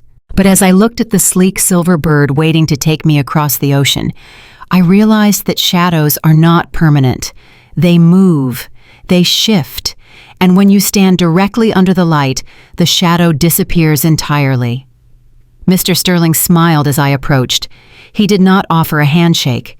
He offered a hand to help me up the stairs, a gesture of old-world chivalry that Andre had never once performed in our entire marriage. Madam Chairwoman, Mr. Sterling said, his voice fighting the wind. "The pilots are ready. We have a tailwind tonight. We should land in Le Bourget in 7 hours." I took his hand. It was warm and steady. "Thank you, Arthur," I said, using his first name for the first time. It felt right. We were equals now. I walked up the stairs and stepped into the cabin. It smelled of rich leather and fresh espresso. It was a world away from the cramped apartment on Oak Street. It was a universe away from the terrifying silence of the library basement, where I had spent my days hiding my brilliance. I sat in one of the cream-colored leather seats. I looked out the oval window. I could see the city skyline in the distance. It looked like a circuit board from here, a grid of lights and energy. Somewhere in that grid, in a cold concrete cell, Andre was sitting on a metal cot. Somewhere in that grid, Tiffany was packing a cardboard box, crying over a career she had destroyed for a few moments of spite. Mr. Sterling sat across from me. He opened a bottle of vintage Dom Perignon. The pop of the cork was soft, a sharp contrast to the aggressive noise of my morning. He poured 2 glasses and slid one across the polished wood table toward me. "To the future," Mr. Sterling said, raising his glass. I picked up the crystal flute. I looked at the bubbles rising to the surface. They were relentless. They started at the bottom and fought their way to the top, expanding as they rose. "To the future," I repeated, "and to cleaning house." We drank. The champagne was cold and crisp. It tasted like victory. So Mr. Sterling said, settling back into his seat, "The Paris branch. It has been underperforming for 2 years.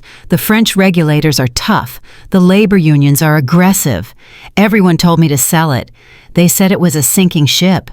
He looked at me with a twinkle in his eye. "But you asked to lead the restructuring personally." "Why?" I smiled. I swirled the glass in my hand. "Because everyone underestimates the Paris branch," I said. "They look at it and see problems. They see something that is too difficult, too complex, too stubborn. They think it is a lost cause." I took a sip of champagne. "I have a soft spot for things that people underestimate, Arthur. I know what happens when you give a sinking ship a captain who actually knows how to sail. I don't see a problem in Paris. I see potential. I see an asset that just needs to be reminded of its value." Mr. Sterling nodded slowly. "You remind me of myself 30 years ago," he said. "Hungry, unapologetic. You know, when Andre gave that speech this morning, for a split second, I actually felt sorry for him." I raised an eyebrow. "Sorry for him?" Mr. Sterling chuckled. "Yes, because he had no idea who he was dealing with. He was playing checkers and you were playing 3-dimensional chess. He thought he was the protagonist of the story. He didn't realize he was just the villain in your origin story." I looked out the window again. The engines began to whine a high-pitched crescendo of power. The plane began to move. "He wasn't a villain, Arthur," I said softly. "That would give him too much credit. Villains have plans. Villains have intellect. Andre was just a distraction. He was a test, and I passed." The plane taxied to the runway. I felt the thrust push me back into the seat. We accelerated. The ground blurred. The cars, the buildings, the memories, they all turned into streaks of light. And then we lifted off. The sensation of leaving the earth was physical. It was a release. I felt the weight of the last 5 years falling away from my shoulders. The nights spent coding while Andre slept. The weekends spent balancing the checkbook while he bought drinks for strangers. The insults from Tiffany, the sneers from his mother, the feeling of being an intruder in my own marriage. It all fell away. Gravity lost its hold on me. I watched the city shrink. The skyscrapers that had seemed so imposing from the ground were now just toys. The apartment building where I had cried myself to sleep was a speck of dust. I thought about the woman I was yesterday. I wanted to hug her. I wanted to tell her that it was okay to let go. I wanted to tell her that her loyalty was a beautiful thing, but she had given it to the wrong people. We are taught, especially as women, that our value lies in our ability to endure. We are taught to be the rock, the foundation, the support system. We are told that a good woman stands behind her man. We are told to build him up, to fix his credit, to draft his emails, to iron his shirts, to soothe his ego. And we do it. We do it because we love hard. We do it because we see their potential even when they don't see ours.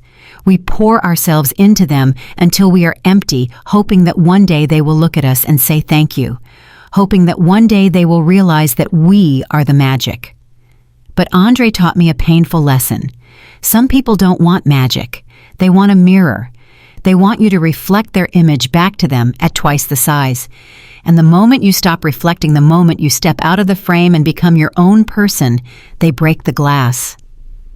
I looked down at the clouds. We were above them now. The sun was setting on the ground, but up here at 40,000 feet, it was still bright. I pulled my phone out of my pocket one last time before we crossed the Atlantic. I opened the Notes app. I had a list of goals I had written 5 years ago. Goal 1, buy a house. Goal 2, start a family. Goal 3, help Andre get promoted. I stared at the list. It was a list written by a woman who didn't know her own power. I deleted it. I typed a new list.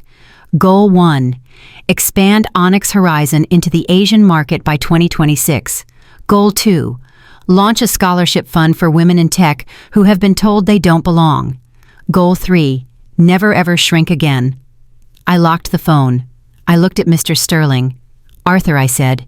Yes, Jasmine. When we land in Paris, I want to schedule a press conference. He raised his eyebrows. A press conference, usually we keep these acquisitions quiet for a few weeks. The silent architect. Remember?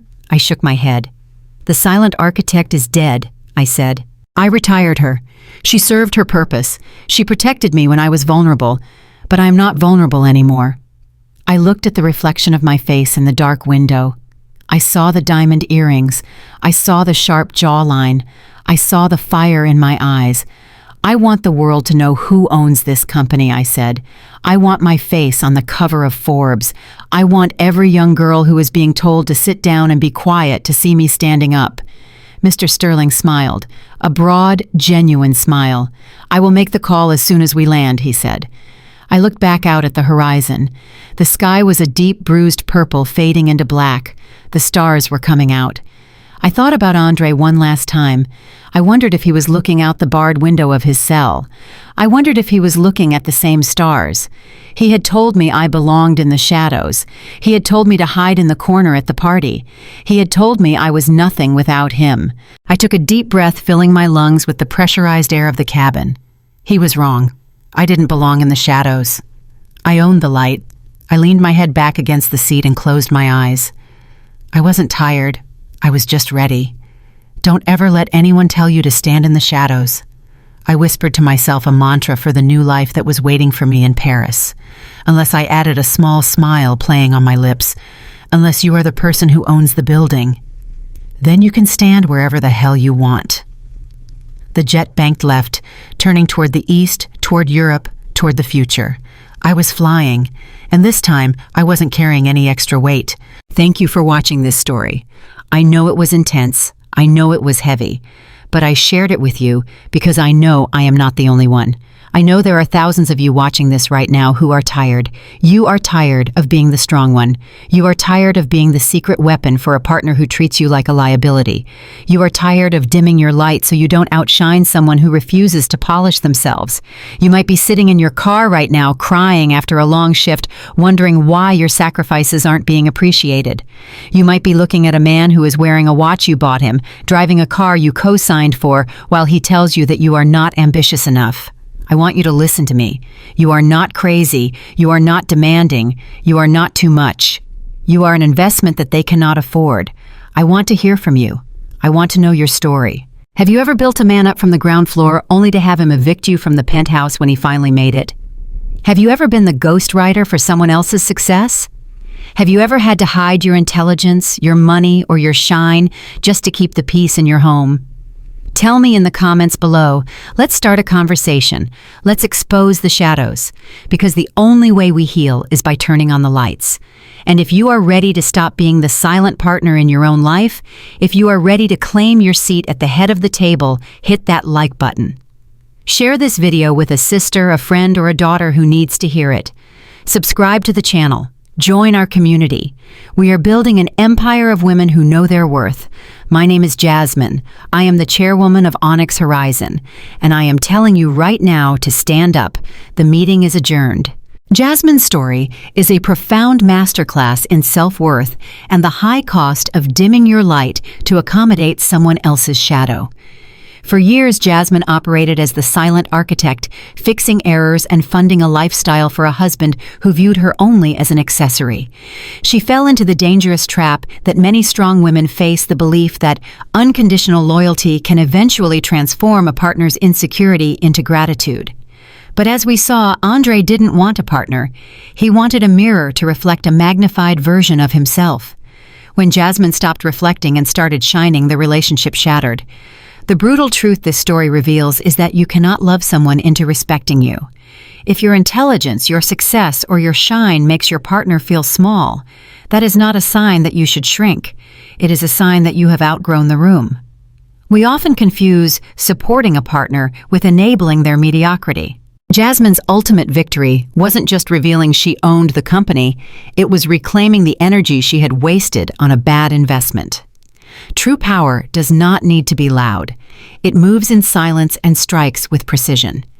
Jasmine teaches us that your value is not defined by how much you can endure, but by the boundaries you are willing to set.